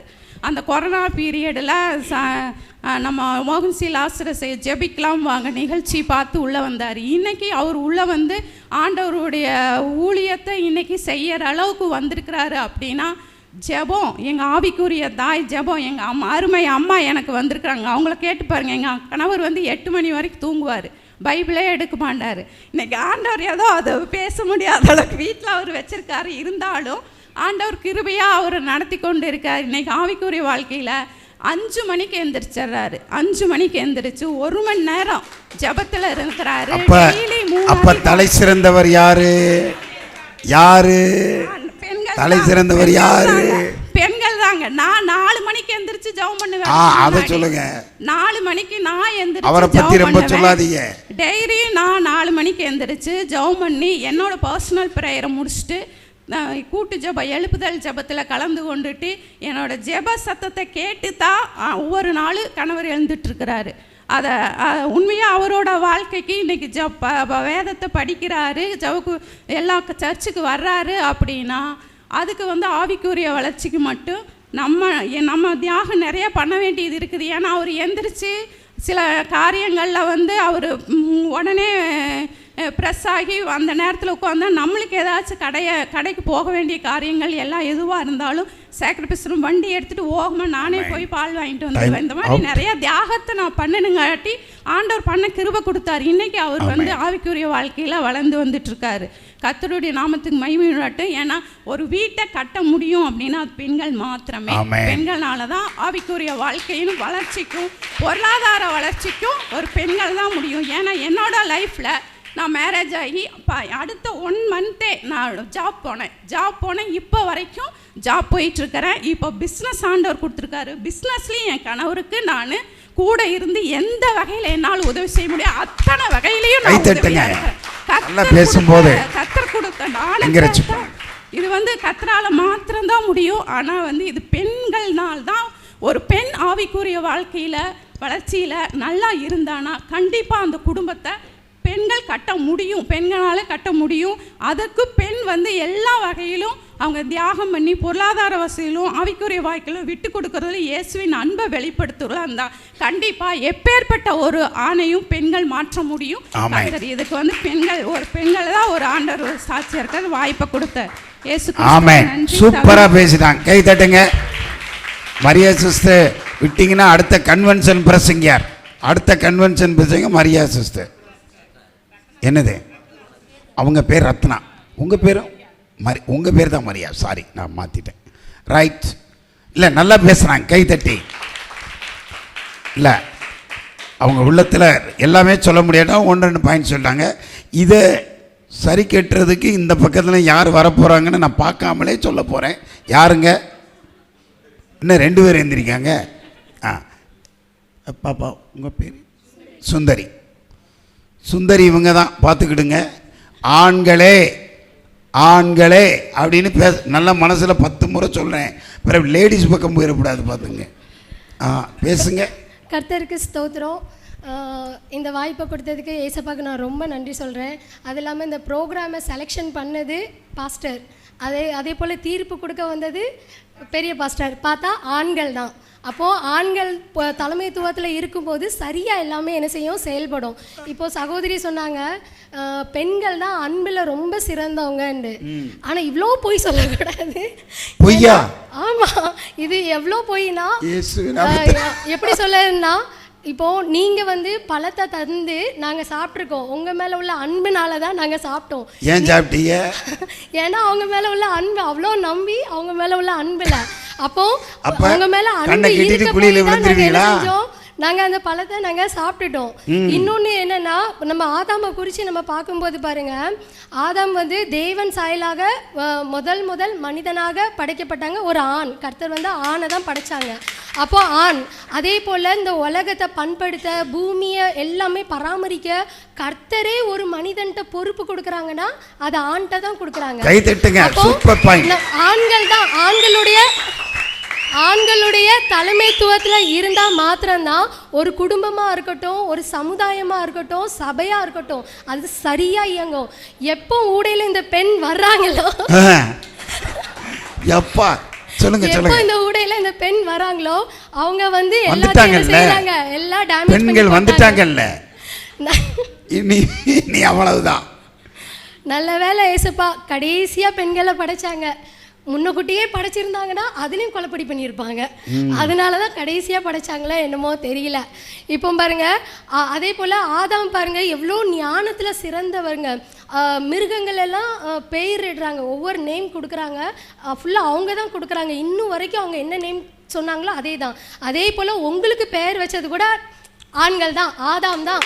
ஏவாளுக்கே பெயர் வச்சது நாங்கள் தான். அப்போது நாங்கள் தான் குடும்பத்தை தலை சேர்ந்து கொண்டு போக முடியும். அதே போல் பெண்களை குறிச்சுண்டு, அதாவது மனைவியை குறித்துண்டு நம்ம பார்க்கும்போது பார்த்தா ஆண்டவர் வந்து ஆதியாகமத்தில் சொல்லியிருக்காங்க, எப்போ இந்த கனிகள் சாப்பிட்டு இதை சாப்பிடாதீங்க, இதை பண்ணாதீங்கன்னு சொல்லும்போது நம்ம கேட்கறதில்ல. இப்போ ஏசப்பா வந்து வசனம் நீங்களுமா பெண்கள் கேட்கறது இல்லை, அப்படி திருத்திக் கொள்ளுங்க. அதாவது ஆண்டவர் வந்து பெண்ணை படைச்சதுக்கான நோக்கம் என்ன? மனுஷன் தனிமையாக இருக்கக்கூடாது அப்படின்காக படைச்சாங்க. தனிமையாக இருக்கக்கூடாதுன்னுக்காக படைச்சாங்க. இந்த ஆதாமை விட்டுட்டு உங்களுக்கு அங்கே என்ன வேலை? அங்கே போய் சர்ப்பத்திட்ட எங்கே போனாங்க? ஷாப்பிங் போயிருப்பாங்க. அங்கே போய் தேவையில்லாதவங்க கூட பேசி, தேவையில்லாத சர்ப்பத்து கூடயே பேசிட்டாங்களா? அப்போ அவங்க பெரிய ஆள் தானே? அவங்க கூட பேசி தேவையில்லாத காரியத்தை உள்ள கொண்டு வந்து முழு உலகத்துக்கே பாவம் சாபம் எல்லாம் வந்ததுக்கு வாசஸ்தலமா இருந்ததே யார் தான்? பெண்கள் தான். பெண்கள் தான் 3 முறை அடித்து சொல்லுகிறோம். அதே போல சகோதரி சொன்னாங்க, ஏசப்பா வந்தது ஒரு பெண் வயிற்றிலிருந்து. உங்களுக்கு கிருபை கொடுத்துருக்காங்க, நீங்க அதை புரிஞ்சுக்கிடணும். அதுக்காக அதிகாரத்துவத்தை எடுக்கக்கூடாது. எதுல நீங்க விழுந்தீங்களோ சரி, அந்த உங்க சம உரிமையை உங்களுக்கு வாங்கி கொடுக்கறதுக்காக தான் திரும்ப உங்களுக்கு என்ன செய்யறாங்க? கிருபையை கொடுக்காங்க. அதுக்காக நான் ஆளுமே எடுப்பேன், ஆண்கள் மேல நான் அதிகாரத்தை எடுப்பேன்னு சொல்லலாமா? சொல்லவே கூடாது. அப்ப ஒரு ஆண் சரியா சொல்லட்ட சூப்பரா பேசுதே, பரவாயில்ல. இப்பதான் ஸ்பீடு வந்திருக்கு உங்களுக்கு. அதே போல வசனத்துல பாருங்க, அந்த கனிகளை சாப்பிட்டதுக்கு அப்புறம் ஆண்டவரே ஒரு கட்டளை கொடுக்குறாங்க, உன் ஆசை உன் புருஷனை பற்றி இருக்கும், அவன் உன்னை ஆண்டு கொள்வான். இது ஆண்டவருடைய கட்டளை தானே? நம்ம கனிகளையும் சாப்பிடக்கூடாதுன்னு சொல்லும் போது கீழ்படியல. இப்போ ஆண்டவர் என்ன சொல்லிட்டாங்க? அவன் உன்னை ஆண்டு கொள்வான். இப்ப ஆள்றது யாருமா? இப்ப ஆள்றது யாரு? ஆண்கள் தலைமையில ஆண்டா மட்டும். அது சும்மா பேருக்கு தான். எந்த வீட்டுக்கு போங்க, ஆள்றது யாரு? அப்போ அந்த பாதை எப்படி போகும்? பெண்களை உடையில விட்டனால பாதை எப்படி போச்சு? ஆவிக்குரிய ரீதியா பார்க்கும்போதுன்னு எடுத்துக்கிட்டா கர்த்தர் எல்லாமே எல்லா காரியங்களையும் ஆண்டவர் சொன்னது ஆண்கள்கிட்ட தான். எல்லாமே நீ இப்படி போச்சுல, நீ இதெல்லாம் சொல்லி கொடுக்கணும், நீ எழுந்திருக்கும் போது உட்கார்ந்துருக்கும் போது நியாய பிரமாணத்தை கொடுத்தது மோசே தான் மலை மேலே ஏறி போய் எல்லாமே வாங்கிட்டு வராங்க. ஊழியத்துல நிறைய பங்கு எடுக்கிறது எல்லாமே பார்த்தா மோசே தான். அதே போல மனைவிகளுக்கு கர்த்தர் என்ன சொல்றாங்க? இப்போ ஆதியாகமத்தில் பார்க்கும்போது ஆண்டவர் தான் என்ன சொன்னாங்க? அவன் உன்னை ஆண்டு கொள்வாண்டு. இதே தான் நம்ம பவுல் வந்து கொஞ்சம் ஒரு இதில் சொல்றாங்க, மனைவிகளே கர்த்தருக்குள் கீழ்ப்படுகிறது போல உங்கள் சொந்த புருஷருக்கு கீழ்ப்படிங்க. இன்னைக்கு அதை பண்றோமா? ஆதியிலே நம்ம அதை பண்றோமானே சொன்னா அது எப்படிங்க வருது? பண்றீங்களான்னு அதை கேளுங்க சுந்தரி. அதை பண்றீங்களா? பண்றதே கிடையாது. ஆதியிலையும் கீழ்ப்படியல, இப்பவும் கீழ்ப்படியல, பாதியிலும் கீழ்ப்படியல. ஆனா அன்புல பாருங்க, ஆதியில வைத்த அதே அன்பை தான் நாங்க இன்னும் உங்க மேல வச்சிருக்கிறோம். ஐயோ சூப்பர். அதே போல ஆதாமுக்கு பாருங்க, ஏசப்பா வந்து ஒரு தண்டனை கொடுக்குறாங்க.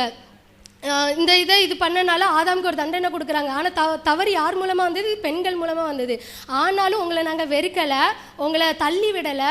கர்த்தர் கூட நல்லா ஜாலியாக நாங்கள் உலாவிட்டு இருந்தோம். அதையும் நீங்கள் இது பண்ணிட்டீங்க. ஆனாலும் சரி, கர்த்தர் கொடுத்த தண்டனையை ஏற்றுக்கிட்டு கீழ்ப்படிஞ்சு நாங்கள் என்ன பண்ணுறோம்? உங்களை நேசித்து அதே அன்போட குடும்பத்தை சரியாக நடத்தி கொண்டு வரோம்.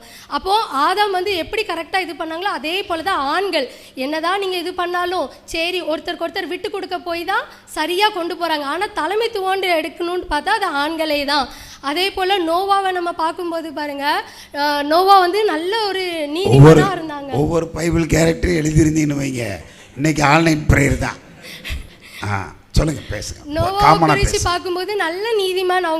அவங்களுடைய நீதி நிமித்தம் தான் அந்த முழு உலகமும் கர்த்தர் அழிக்கும் போது என்ன செய்கிறாங்க? அவங்க குடும்பத்தை, நோவா நிமித்தம் தான் அவங்க குடும்பத்தையே கர்த்தர் காப்பாற்றுறாங்க. ஒரு பெண் அதில் அது நிமித்தம் அந்த குடும்பம் காப்பாற்றப்பட்டுச்சு அப்படின்ட்டு அந்த இதில் இல்லை. இன்னொன்று, நோவாக்கு அந்த பொறுப்பு கொடுக்குறாங்க, மிருக ஜீவன்கள் எல்லாமே காப்பாற்றுறது. ஒரு ஜோடு இறந்துருந்தா கூட இன்னைக்கு அந்த ஜென்ரேஷனை பார்த்துருக்க முடியாது. ஆதாமுக்கும் பாருங்க பொறுப்பு, படைப்பு, தலைமைத்துவம், பொறுப்பை ஆண்டவரே கொடுக்குறாங்க. அதே போல் நோவாவுக்கும் பாருங்க, இந்த எல்லா ஜல பிரளயத்திலும் இந்த மிருகங்கள் அழியக்கூடாதுன்னு சொல்லி அந்த பொறுப்பையும் கொடுத்தாங்க. அதை அவர் சரியாக என்ன செஞ்சாங்க? பண்ணியிருந்தாங்க. அப்போது ஒரு ஆண்ட ஒரு தலைமைத்துவம், அந்த பொறுப்பு கொடுக்கும்போது அந்த குடும்பம் எப்படி இருக்கும்? சரியாக இருக்கும். ஆனால் அதுக்கு இடைஞ்சலா இல்லை, நீங்கள் என்ன சொல்கிறது, நான் என்ன கேட்குறது அப்படின்னு சொல்லி மனைவி பெண்களாக இருக்கிற நீங்கள் அதுக்கு தடையாக இருக்காதீங்க. அப்படி தடையாக இருக்கிறனால தான் அந்த குடும்பத்தை சரியாக கர்த்தர் எதிர்பார்க்குற மாதிரி அந்த இது போக முடியாது. ஆனால் நீங்கள் உதவி செய்யலாம், ஆலோசனை கொடுக்கலாம். அதிகாரத்தை நீங்கள் என்ன செய்யக்கூடாது? நீங்கள் எடுக்கக்கூடாது. உண்மையாக கண்டிக்கிறோம், எடுக்கக்கூடாது. அடுத்து ஆபிரகாமே எடுத்துக்கிட்டாலும் சரி, யோசேப்பை பார்த்தாலும் சரி, நம்ம யோபு எல்லாமே பார்க்கும்போது பாருங்க, யோசேப்பெல்லாம் நல்ல தரிசனத்தோடு வந்தாங்க. அந்த இடத்துலையும் ஊடையில் ஒரு பெண் தான் என்ன செய்கிறாங்க? அவங்க தரிசனத்தை கெடுக்கிறதுக்கு வராங்க. ஆனாலும் அதுலேயும் ஆவியானவருடைய பலத்தினால என்ன செஞ்சு கரெக்டாக அவங்க போனாங்க, சரியாக அவங்க உயர்த்தப்பட்டாங்க. குடும்பத்தை கெடுக்க வந்த கோடாரியை கலைஞர் வசனம் பேசுவார், குடும்பத்தை கெடுக்க வந்த கோடாரியே. அதே போல் யோசேப்பை எடுத்துக்கிட்டா அந்நிய தேசத்தில் இருக்கிறாங்க. அந்நிய தேசத்தில் இருந்தாலும் அவங்க தன்னுடைய அந்த தேவன் யாரு, கர்த்தர் யாரு, அந்த பிரமாணங்கள் என்ன, நம்ம எப்படி இருக்கணும், எல்லாத்தையும் அவங்க என்ன செஞ்சாங்க? சரியாக அவங்க கடைப்பிடிச்சாங்க. அதனால தான் நீங்கள் போகும்போது கர்த்தர் கண்டிப்பாக நம்மளை மீட்பாங்க, எலும்புகளை கொண்டு போங்கன்னு சொல்லி என்ன செய்கிறாங்க? அழகாக சொல்கிறாங்க. அப்போது யோசேப்பு சரியாக அந்நிய தேசத்தில் இருந்தாலும் அந்த தேசத்துக்கு பெண்களை கல்யாணம் பண்ணாலும் அவங்க ரூட்டில் போகலை. தலைமைத்துவத்தில் கரெக்டாக தேவன் சொன்ன பிரமாணத்தின்படி கரெக்டாக அவங்க என்ன செஞ்சாங்க? கொண்டு போனாங்க. யோபுடைய சாப்டரை பாருங்க, ஆண்டவரே சர்டிஃபிகேட் கொடுக்குறாங்க, உத்தமன், நீதிமான் அப்படின்னு சொல்லி நல்ல ஒரு சர்டிஃபிகேட் கொடுத்து அவங்களும் குடும்பத்தை நல்லா பர்ஃபெக்டாக நடத்திட்டு இருந்தாங்க. ஒரு சின்ன ஒரு சோதனை வருது, அந்த இடத்துல பெண்களாக இருக்கிற நீங்கள் என்ன சொல்லணும்? என்ன சொல்லணும்? இல்லை, கொஞ்சம் பேசி முடிங்க. பெண்களாக இருக்கிறவங்க என்ன சொல்லியிருக்கணும்? அவங்க இன்னொரு எக்ஸ்ட்ரா வார்டை சொல்கிறாங்க, ஜீவனை விடுன்னு சொல்கிறது இல்லாமல் கர்த்தரை தூஷிண்டு. இது எங்கே மறுபடியும் போகுதுன்னா, ஆதாம் அழகாக அந்த கர்த்தரோடு உலாவின அந்த பிரசனத்தை திரும்ப யோபு அழகாக அப்படியே கொண்டு வராங்க. மறுபடியும் இங்கே என்ன செய்கிறாங்க? பெண்கள் என்ன பண்ணுறாங்க? நீங்கள் சாகிறதுக்கு முன்னாடி கர்த்தரை தூஷிண்டு. அப்போது ஒரு பெண்கள் என்ன பண்ணுறாங்கன்னா, கர்த்தரை விட்டு பிரிக்கிற அளவுக்கு என்ன செய்கிறாங்க? ஊடையில் இது பண்ணுறாங்க. இன்னொன்று தெரியுமா? சாத்தா எல்லாத்தையும் எடுத்தானே, அந்த அம்மாவை தொட முடிச்சா அப்ப யார் பவரான ஆளு? யார் பவரான ஆளு? சாத்தானே யோபு மனைவியை பார்த்து பயந்துட்டான், ஓடிய விட்டான். ஏன்னா அவங்கள தானே கருவியா எடுக்கிறாங்க. ஓகே, அதனால குடும்பத்தை சரியா நடத்துறதுன்னா ஆண்கள் தான். ஆவிக்குரிய ரீதியிலையும் சரி, பொருளாதார ரீதியிலையும் சரி, ஆண்களே. கை தட்டுங்க. சுந்தரி அருமையா பேசுச்சு இல்லை? முதல்ல தான் தயங்கி பேசுகிறாங்க, இப்போ ஓவராக பேச ஆரம்பிச்சிட்டாங்க. பரவாயில்ல, வாழ்த்துக்கள். அடுத்து நம்ம மரியா சிஸ்டர், அவங்கள கரங்களை தட்டி வரவேற்போம்.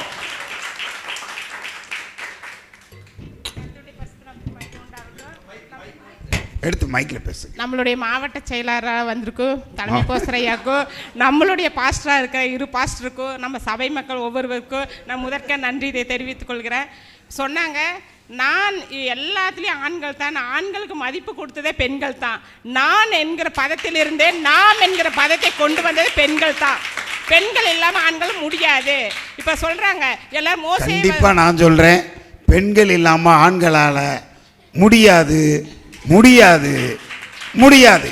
அதே மாதிரி சொன்னாங்க, மோசேயை சொன்னாங்க. மோசே வந்து அந்த தலைமையிலிருந்து வர்றப்ப கர்த்தரே மோசையை கொல்லணும்னு எதிர்பார்த்தா, அப்போ சிப்போரால் வந்து தன் மனைவியாக வந்து ஞானத்தை யூஸ் பண்ணி விருத்த சேதனம் பண்ணப்பட்ட அந்த நுனித்தோலை எடுத்து முன்னாடி போட்டு இதை என் ரத்த சொந்தமான புருஷன் என்று அங்கே அங்கீகாரம் கொடுத்தான். அப்போ அந்த இடத்துல வந்து பெண்கள் தான் குடும்பத்தை கட்டுறாங்க. அது நுனித்தோலை அறுக்கவில்லை, அந்த மோசையோ நியாயப்பிரமாணம் அங்கேயே நின்றுருக்கும். அது பார்த்தீங்கன்னா அது மாதிரி பார்த்தீங்கன்னா பெண்கள் எல்லா இடத்துலையும் அதே மாதிரி பார்த்தீங்கன்னா ராகாப்புன்னு சொல்கிறாங்க. ராகாப் வேசி தான், தன்னை வேசின்னு சொல்லி ஒழிச்சு வச்சுருந்தானா அந்த யோசுவா காலத்தில் அந்த 2 தூதர்கள் வர்றப்ப அவங்க மறைச்சு வைக்கலனா அதனுடைய எல்லா வெளிப்பாடுகளும் நின்றுருக்கும். அதுக்கு உதவி செய்தது ராகாப் தான். அவள் வந்து தன்னை வந்து வெளிப்படுத்தி எல்லாம் இருந்திருந்தா அந்த இடத்துல வந்து அந்த நியாயப்பிரமாணம் அழிந்திருக்கும். அதே மாதிரி பார்த்தீங்கன்னா அந்த பிரச்சனையில் வந்து அதை எல்லாத்தையும் அழிச்சு போடணும்னு வர்றாங்க. அந்த இடத்துல சொல்கிறாங்க, அந்த சிவப்பு நூலை கட்டி அந்த வேசித்தனத்தில் இருந்தாலும் தன் குடும்பத்தை காப்பாற்றுவதற்கு உதவுனது அந்த ராகாப் தான். அதே மாதிரி பார்த்தீங்கன்னா இயேசுவினுடைய வரலாற்று சரித்திரத்தில் வந்து இடம்பெற்றது முதலாவது ராகாப் தான், 2வது தாமார். அப்படி பார்த்தீங்கன்னா எல்லாருமே தள்ளப்பட்ட பெண்கள் தானே, எல்லாருமே வரலாற்றில் இடம் பிடித்திருக்காங்க. 4வதாக நம்ம தாவீதை சொல்கிறோம். தாவீதின் வம்சத்தில் 14 தலைமுறைங்க. அதுக்கு முன்னாடியே பெண்களுடைய தலைமுறை இங்கே வந்துருச்சு. 14 தலைமுறைக்கு முன்னாடியே பெண்களுடைய தலைமுறை வந்துருச்சு. அதே மாதிரி பார்த்தீங்கன்னா நம்ம எல்லா இடத்துலையும் சொல்கிறாங்க. இவங்க சொன்னாங்க, எங்கள் கணவர் தான் எல்லாத்துக்கும் முதன்மைத்துவம் கொடுக்குறாங்க, எல்லாத்துலேயும் என் கணவர் தாங்க. கணவருக்கு நம்ம உறுதுணை இல்லைன்னா கணவர் எழும்ப முடியாது. இப்போ வந்து உலகத்தில் இருந்த ஆண்கள் இப்போ வந்து இந்த சபைக்குள்ளே இருக்காங்கன்னா பெண்களுடைய ஜெபத்தினாலும் கண்ணீரினாலும் தான். அன்னைக்கு உலகத்துக்குள்ளே ஆடிட்டு இருந்தாங்க. இன்றைக்கி நம்ம சபைக்குள்ளே திருச்சபைக்குள்ளே நம்ம முன்னாடி கிறிஸ்துவுக்காய் எழும்பி ஆடிட்டு இருக்காங்கன்னா நம்மளுடைய கண்ணீர் ஜெபந்தான், நம்ம எழுப்புதலுடைய ஜெபந்தான். இல்லைன்னா ஆண்கள் வெளியே தான் நின்றுருப்பாங்க, நம்ம கூட இருந்திருக்க முடியாது. அதே மாதிரி பார்த்தீங்கன்னா இவங்க சொன்னாங்க, எல்லா விதத்துலையும் வருமானத்தில் பொருளாதாரத்தில் எல்லாரும் ஆண்கள் துணை இருக்காங்கன்னு. எத்தனை ஆண்கள் உண்மை சொல்கிறாங்க? கண்டிப்பாக சொல்ல முடியாது. ஏன்னா 100%க்கு 90%, 80% தான் சொல்லுவாங்க. 20% அவங்க தொழில் ரீதியாகவும் சரி சுய ரீதியாகவும் சரி அவங்க 20% ஒழிச்சு வச்சுட்டு தான் மீதி 80% பெண்கள் சொல்கிறாங்க. ஏன்னா அதில் வந்து நம்ம வீக்காக இருக்கிறோம். அதனால் அவங்க என்ன சொன்னால் நம்ம கேட்குற நிலைமையில் இருக்கிறதுனால பெண்கள் வந்து அந்த இடத்துல நம்ம சுயமாக இல்லைன்னா குடும்பத்தை நடத்தி கொண்டு வர முடியாது. அதேமாரி சொல்லுவாங்க. நான் சொல்கிறேன், நம்ம தலைமை பாஸ்டரியாக இருக்காங்க, அவங்க ஊழியத்தில் எழும்புறப்ப அவங்க வந்து நியூ ஜெனரேஷன் தலைவராக இருக்கிறப்ப எழுந்துருச்சோன்னு நிறைய ஃபோன் கால் வரும். அப்போ என்ன பண்ணுவாங்கன்னா டக்குன்னு எழுந்து வெளியே கிளம்பி போகணுன்னு தான் யோசிப்பாங்க. டக்குன்னு ஃபோன் வரப்போ பாஸ்டர்மா சொல்லுவாங்க, இன்றைக்கி இந்த அதிகாரத்தை படிக்கல, உங்களுக்கு காஃபி கிடையாது. காஃபி குடிச்சுட்டு தான் வெளியே போகிற பழக்கம். ஆனால் அந்த இடத்துல நீங்கள் பைபிள் படித்து ஒரு அதிகாரத்தை படிக்காத முன்னாடி உங்களுக்கு காஃபி கிடையாது, நீங்கள் வெளியே போகக்கூடாது. அந்த ஒரு வைராக்கியம் பாஸ்டர்மாக்குள்ள இருந்தனால தான் பாஸ்டர் வந்து இன்ன வரைக்கும் தலைமை பதவியில் இருக்க முடியுது, ஊழியத்தில் நிலையாக நிற்க முடியுது. அதுக்கு எல்லா உறுதுணை வந்து பெண்கள் தான். எங்கே வெளியே போனாலும் சரி, வேறு எந்த இடத்துலையும் போனாலும் சரி ஃபோன் பண்ணி ஐயா சாப்பிட்டீங்களா? ஏன்னா நான் வந்து அந்த ஊழியத்தில் இருந்தனால எனக்கு தெரியும். அந்த டைமான ஃபோன் பண்ணுவாங்க, ஐயா எவ்வளோ பிஸியாக இருந்தால் சாப்பிட்டீங்களா, தண்ணி குடிச்சிங்களா, என்ன பண்ணுறாங்கன்னு. ஆனால் ஆண்கள் வந்து அந்த விசாரிப்பு கம்மி தான். எங்கே இருந்தாலும் எங்கே விசாரிக்கிறாங்க, பெரிய டூப்ளிகேட் பூரா ஒன்று கூட விசாரிக்கிறது இல்லை. ஐயா நம்ம காலத்துல சொல்றீங்க, நீங்க ஊழியத்துல இருந்த கதை பாசமா விசாரிச்சாங்களா இல்லையா? அவங்க பயங்கரம். விசாரிக்கலன்னு சொன்னா அடுத்த முறை சாப்பாடு கிடைக்காது. அந்த பையன் இருக்குல்லங்கய்யா. ஆமா. அதே மாதிரி பார்த்தீங்கன்னா ஆண்கள் வெளியே போகிறப்ப சரி ஊழியத்துக்கு போகிறப்ப சரி பெண்கள் சமாதானத்தோடு அனுப்புனாதான் அந்த காரியம் வெற்றியாக முடியும். அவங்க வெளியே போகிறப்ப நம்ம இங்கே மூஞ்சி தூக்கி வச்சுட்டு உம்மனா மூஞ்சி மாதிரி அழுதுட்டு இருந்தோம்னா அவங்களாம் வெளியே போய் செயல்பட முடியுமா? கண்டிப்பாக செயல்பட முடியாது. ஏன்னா நம்ம வீட்டில் சொல்லுவாங்க, வெளியெல்லாம் அலைஞ்சிட்டு வந்து நம்ம முகத்தை பார்த்தா வச்சுக்கோங்களேன் அவங்க ஒரு புத்துணர்ச்சி வரும். நம்மளும் இங்கே சொங்கி இருந்தோம்னா வீடு 2 தான் ஆகும். இது பெண்களால் மட்டும்தான் முடியும். சரிங்களா? ஒரு ஆண் வந்து நல்லவன் ஆக்குறதும் கெட்டவன் ஆக்குறதும் பெண்கள் கையில் மட்டும்தான் முடியும். சரிங்களா? அதே மாதிரி நம்மளுடைய வாழ்க்கையில் எடுத்துக்கோங்க. இப்போ நம்ம கிறிஸ்தவங்க பெண்களாக இருக்கிறோம், நம்ம கண்ணீர் விடுறோம், அழுகிற எல்லாமே பண்ணுறோம். நம்ம வீட்டுக்காரர் வந்து உலக ரீதியாக எல்லா பழக்க வழக்கங்களும் இருக்குது. நம்மளுடைய கண்ணீர்கள் மட்டும்தான் உண்மையான புருஷனை நம்ம நல் நடத்தியை கொண்டு தான் நம்ம உத்தம புருஷனை நம்ம பெற்று எடுக்கிற மொழியை ஒரு தாய்க்கு வந்து அந்த பொறுப்பு இல்லை, மனைவிக்கு அந்த பொறுப்பு உண்டு. அதே மாதிரி சொன்னாங்க நம்ம பாஸ்டரியா காலைல பேசிகிட்டு இருக்கப்ப சொன்னாங்க, நம்ம பாஸ்டரியா மனைவி விட்டுட்டு வந்து இங்கே சந்தோஷமா இல்லையா அப்படின்னு சொன்னாங்க காலைல பேசிகிட்டு இருக்கப்ப. ஆனால் நான் சொல்கிறேன், நம்ம பாஸ்டரியா காலை தூங்கி எழுந்திரிக்கிறப்ப ஒரு கப் காஃபி கிடைக்குமா? என்னதான் ஊழியத்தில் இருந்தாலும் தன் மனைவி இருக்கிற மாதிரி இருக்காது. அது அவருக்கு தான் அந்த நிலைமை புரியும். அந்த சாப்பாட்டுக்கு ஒரு நேரத்தில் விசாரிக்கிறப்ப அவரோட கவலை அவருக்கு தான் தெரியும். மனைவி இல்லாமல் எவ்வளோ பிரச்சனையாக்குன்னு அவருக்கு தான் தெரியும். நம்ம வெளியிருந்து ஈஸியாக பேசிடலாம், ஈஸியாக செஞ்சிடலாம். அப்புறம் அவங்க சொன்னாங்க, நான் ரொம்ப கோவப்படுவேன், எல்லாத்துலேயும் ஒரு மாதிரி ஷாக் ஆகுவேன் அப்படின்னாங்க. ஆனால் அவர் கல்யாணம் என்னைக்காச்சோ அன்னைக்கு அந்த அமைதல் கொண்டு வந்தது பெண்கள்னால தான் முடியும். எவ்வளோ பிரச்சனைகள் எவ்வளோ பாடுகள் இருந்தாலும் பெண்கள்னால தான் வீட்டை கட்ட முடியும். ஒரு ஆண் எவ்வளோ துன்மார்க்கமாக இருந்தாலும் அதை சகிச்சுக்கிட்டு எந்த நேரம் பெண்கள் வந்து அவங்க கணவனுக்கு ஒரு இப்போ சொன்னாங்க புத்தியுள்ள ஸ்திரீதான் குடும்பத்தை கட்ட முடியும்னு. ஆண்கள்னால தான் எல்லாம் முடியும்னு. எப்பேற்பட்ட ஆண்களை மாற்ற கர்த்தருடைய தயவு இருந்தால் பெண்களால் முடியும் என்பதை உறுதியாக நான் என்னால் சொல்ல முடியும். எவ்வளோ பெரிய கொடூரமான ஆணாக இருக்கட்டும், எவ்வளோ அடிக்கிற ஆணாக இருக்கட்டும், ஆனால் நான் பெண்கள் சாதிக்க முடியாத ஒன்றுமே இல்லை. இப்போ ஒரே ஒரு உதாரணத்துக்கு எடுத்துனா, நீங்கள் ஜெயலலிதா அம்மாவை எடுத்துக்கோங்க. அரசியல் இருந்தாங்க, அந்த அம்மா இருக்க வரைக்கும் எந்த கிளைகளும் கிடையாது. அந்த அம்மா என்னைக்கு மறைச்சாங்களோ அன்னைக்கே அந்த ஏரியா 2ஆக பிரிஞ்சுது. இன்ன வரைக்கும் ஒன்று சேர்த்து முடிஞ்சிச்சா? ஆனால் இதே டிஎம்கள் இருக்காங்க, ஆண்கள் இருக்காங்க, செய்கிறாங்க. ஆனால் அந்த பெண்கள் விட்டு போன இடத்து இன்ன வரைக்கும் யாருனாலும் பூர்த்தி செய்ய முடியல. அதுதான் பெண்களுடைய திறமை. நம்ம எந்த சொல்லுமே ஐயா சொன்ன மாதிரி வீட்டில் இன்னைக்கு பருப்பு இருக்கோ உப்பு இருக்கோ தெரியாது, ஆனால் இன்னைக்கு சமைக்கணும். ஒரு புளி கரைச்சி கூட எங்கன்னா சமைக்க முடியும். ஆனால் ஆண்களுக்கு அந்த நிலைமை தெரியுமா? தெரியாது. பட்டினி தான் கிடக்க முடியும், பட்டினி தான் கிடக்க முடியும். ஆமாம், பிற என்ன பண்ண முடியும்?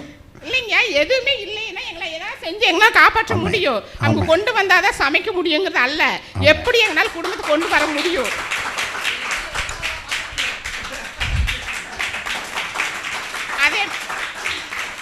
அதேமாரி சொன்னாங்க, ஆண்களுடைய வருமானம் இருந்தால் தான் குடும்பத்தை கட்ட முடியும்னு. ஆண்கள் எவ்வளோதான் சம்பாரிச்சு கொண்டாந்து கொடுத்தாலும் பெண்கள் செலவழிகளாக இருந்து எங்கள் குடும்பத்தை கட்ட முடியும். நாங்கள் பெண்கள் வந்து பொறுப்புள்ளவர்களா, இதை செய்யுங்க அதை செய்யுங்கன்னு சொல்லி நாங்கள் ஒரு ஆலோசனை பண்ணி கொடுக்குற காசில் அவங்க சேமிச்சிருந்தால் தான் அந்த குடும்பம் வந்து வெளிப்படையாக வெளியே வர முடியும். அதேமாதிரி பார்த்திங்கன்னா ஒரு நல்லா இருந்துச்சுன்னு வச்சுக்கோங்க, நாங்கள் வெளியே போகிறோம், குடும்பம் நல்லா இருக்குது, அதே பரவாயில்ல, இந்த பொண்ணு வந்தங்காட்டி பரவாயில்லன்னு சொல்லுவாங்க. இதே ஒரு கெட்டு போச்சுன்னு வச்சுங்க, பெண்ணு வந்தால் பாரு அதனால் அவங்க குடும்பம் சீரழிஞ்சிருக்குன்னு எந்த ஆணையும் வெளிப்படையாக சொல்ல முடியாதுங்கய்யா. எந்த ஆண்களுக்கும் வெளிப்படை இல்லை, பெண்களுக்கு மட்டும்தான் அந்த விடுவேன். இல்லை அப்பா ஆண்கள் நல்லவங்க தானே ஐயா. என்னதான் நல்லவங்களா இருந்தாலும் மேலே யாருக்கு ஒரு ஊன்றுகோல் வேணும் இல்லைங்கய்யா. அவங்க வந்து சமாதானமாக போகிறாங்க, பேலன்ஸ்டாக. ஐயா நாங்கள் பேலன்ஸ் பண்ணுறோம், நாங்கள் விட்டு கொடுத்தாதான் நீங்கள் சமாதானமாக போவீங்க. நாங்கள் விட்டு கொடுக்க முடியலன்னா என்ன கூட போராட்ட குச்சி தான் எடுத்துகிட்டு இருக்கணுங்கய்யா, அது ஒன்றும் பண்ண முடியாது. அதே மாதிரி பார்த்தீங்கன்னா சொன்னாங்க, இப்போ பிள்ளைகளை வளர்க்குறோம், பிள்ளை வந்து கேட்குது, உடனே அப்பாட்ட போய் யாராச்சும் கேட்குறாங்களா? கேட்கறதில்ல. நைஸ் பண்ணி அம்மா இது செய்யட்டுங்களாம்மா, இது செய்யட்டுங்களாம்மா. இவங்க அப்பா பார்த்தா பயமாக இருக்குது. நைஸ் பண்ணுறது யார்? அம்மாவை தான் நைஸ் பண்ணுறாங்க. குற்றவாளியாக யார்? அம்மாவை தான் நைஸ் பண்ணுறாங்க. அப்போ யார்? பெண்கள் தான் வீட்டை கட்ட முடியுது, ஆண்கள் கட்ட முடியுதா? எவ்வளோ ரகசியத்தை தள்ளுனாலும் ஆண்கள்னால் அதை செய்யவே முடியாது. இப்போ ரூபன் ஐயா சொன்னாங்க, அன்னைக்கு வீடு பார்த்தாங்க. ஐயா நாங்கள் வந்து செஞ்சோம். இல்லைம்மா அம்மா வர்றாங்க. ஐயா ஒரு ஆணாக இருக்கார்ல, வீடு பார்த்தாருல, எல்லா செலவும் வாங்கினா ஐயா அதை ஒழுங்குபடுத்த முடியல. பெண்கள் வந்தால் தான் அதை ஒழுங்குபடுத்த முடியும். அங்கேருந்து கொண்டு வந்தாங்க.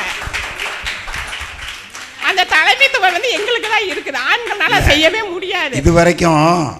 இது வரைக்கும் நான் ஆண்களை தான் நினச்சிட்டு இருந்தேன். இப்போ உங்கள் பேச்சை கேட்ட உடனே நான் உங்கள் கட்சி பக்கம் தாவிட்டேன். சூப்பராக பேசுகிறீங்க. அப்படி இல்லைங்கய்யா. அதே மாதிரி பார்த்தீங்கன்னா மரியாள் வந்து எந்த இடத்துல எந்த வேலையை செய்யணும், எதை கொடுக்கணும், நல்ல ஒரு ஞானம் படைத்தலாக இருந்தாலும் அது 300 வெள்ளை பரணி வந்து கொட்டினாங்க. அப்போ எல்லாம் சொன்னாங்க தரித்திரத்துக்கு கொடுக்கலாமேன்னு. ஆனால் கர்த்தர் அது விலையேற பெற்றதாக இருந்தாலும் அது கர்த்தருக்கு தான் முதலீடு கொடுக்கணும். அது ஞானம் இருந்தனால தான் அவ இன்ன வரைக்கும் அந்த பேர் பெற்றிருக்காங்க. ஆனால் ஏதாச்சும் ஒரு ஆண்கள் வந்து நான் இது விற்று கொடுத்தேன், இதுக்கு செஞ்சேன் அப்படின்னு பேர் பெறல. எல்லா ஆண்களுக்கு பின்னாடியும் இப்போ வந்து பார்த்தீங்கன்னா மோசையோட காலத்தில் பாருங்கள், எல்லாமே பெண்கள் தான். தேபோரால் பெண்கள் தான். தெபோராளாகிய நான் எலும்பு வரையும் தேசங்கள் பாலாயின்னு தான் சொல்லியிருக்கு. ஆண்கள் எலும்பு வரையும் எந்த தேசங்கள் பாலாயின்னு பைபிளில் இடம்பெறவில்லை. பெண்கள் கண்ணீர் விடுறவங்க. நம்ம பெண்கள் வந்து ஆண்கள் வந்து 1 மணி நேரம் பேசுவாங்க, பெண்கள் 4 மணி நேரம் காத்திருப்போம். அந்த காத்திருப்பதன் விளைவு அது. எப்படி? இல்லை எனக்கு புரியல. ஐயா நாங்கள் 4 மணி நேரம் 1 மணி நேரம் பேசுவீங்க. இல்லைங்கய்யா, நாங்கள் 4 மணி நேரம் காத்து ஜெபம் பண்ணிட்டு இருப்போம். நீங்க 1 நிமிஷத்துல வந்து ப்ரேயர் முடிச்சுட்டு போயிட்டேன். நீங்க 4 மணி நேரம் பேசுவீங்க, நாங்க 1 மணி நேரம் பேசுறோமான்னு இல்லைங்க பஸ்யா. நாங்க 4 மணி நேரம் காத்திருப்போம். காத்திருப்பீங்களா? ஆமா, ப்ரேயர்ல காத்திருப்போம். நீங்க வந்து என்ன சொல்றீங்க, 2 நிமிஷம் மெசேஜ் முடிச்சுட்டு போயிடுறீங்க. நீங்க வர்ற வரைக்கும் நாங்க வந்து பாஸ்டர் பத்திரமா வரணும், நல்ல மெசேஜ் கொடுக்கணும், எங்களுக்கு ஆவி கொற்ற ஞானம் வேணும் நாங்க கேட்டு கர்த்தர் இடத்துல கேட்டு நீங்க வர வரைக்கும் காத்திருப்போம். பாஸ்டர் மாலா நடுராத்திரியா இருந்தாலும் 2 மணி நேரம் என்கிட்ட பேசி உயிரை வாங்காம என்ன தூங்க விடுறது இல்ல. பாஸ்டர் அப்படி உயிர் வாங்கினால தானே பஸ் நீங்க நல்லா இருக்கீங்க. இல்ல எனக்கு சீரடிச்சிருப்பீங்க பாஸ்டர், சொல்லுங்க. அப்புறம் பாஸ்டரையா அடிக்கடி சொல்லுவாங்க, நான் வந்து ரொம்ப அங்கங்கே சுற்றிட்டு இருப்பேன், எல்லாம் பண்ணுவேன் செய்வாங்க. ஆனாலும் நீங்கள் வந்து ஒரு டைம் டென்ஷன் ஆகி வெளியே போயிட்டாலும் பாஸ்டர் அம்மா கூப்பிட்டு அரவணைச்சு, தம்பி இது அப்படி இல்லை, இதை இப்படி இல்லை, இது நீங்கள் கரெக்டான பாதையில் போகணுன்னு ஒரு பெண்களுக்கு தாங்க அந்த அக்கறை இருக்கும். எந்த ஆணுக்கு அக்கறை இருக்காது, எந்த ஆண் அது செயல்பட முடியாது. ஏன்னா அவங்களும் ஆணாக இருக்கிறனால தப்பு கண்டுபிடிக்க முடியாது. அப்போ வந்து சமூக ரீதியாகவே பார்த்தீங்கன்னா எல்லா ஆண்களுக்கும் அம்மாவை தான் பிடிக்கும். ஏன்னா ஆண்கள் செய்கிற தப்பு அம்மாக்களுக்கு தெரியாது. அதனால் எந்த அளவுக்கு மறைமுக்கணுமோ அந்த அளவுக்கு அம்மாட்ட சொல்லுவாங்க. ஆனால் அப்பாட்ட போய் பேச மாட்டாங்க.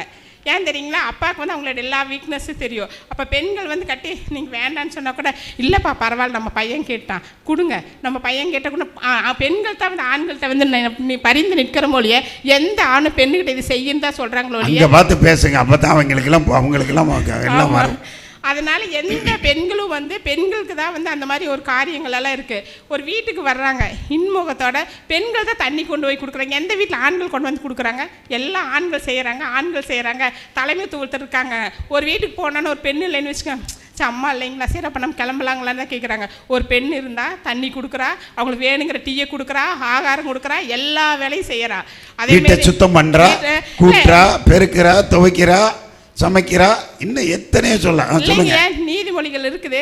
உற்சாகத்துடன் வேலை செய்கிறாள், பெண்கள் வியாபார கப்பலை போல் இருக்காங்க, தூரத்திலிருந்து ஆகாரத்தை கொண்டு வராங்க, இருட்டோட எந்திரிக்கிறாங்க, வீட்டில் இருக்கிற அனைவருக்கும் ஆகாரம் கொடுக்குறாங்க, வேலைக்காரிகளுக்கு படி அளக்குறாங்க, வயலை விசாரித்து வாங்குவதற்கு உதவுவதே பெண்கள் தாங்கய்யா. எந்த ஆண்கள் விசாரித்து வாங்குறாங்க? இது பூரா விற்கிற கூட்டம். ஆண்கள் பூரா விற்கிற கூட்டம், நீங்க பூரா வாங்குற கூட்டம். ஆமாங்க. நீங்க சொன்னீங்கல்ல, நீங்க அந்த பணத்தை கொஞ்சம் சேமிச்சு வச்சிருக்கீங்களான்னு.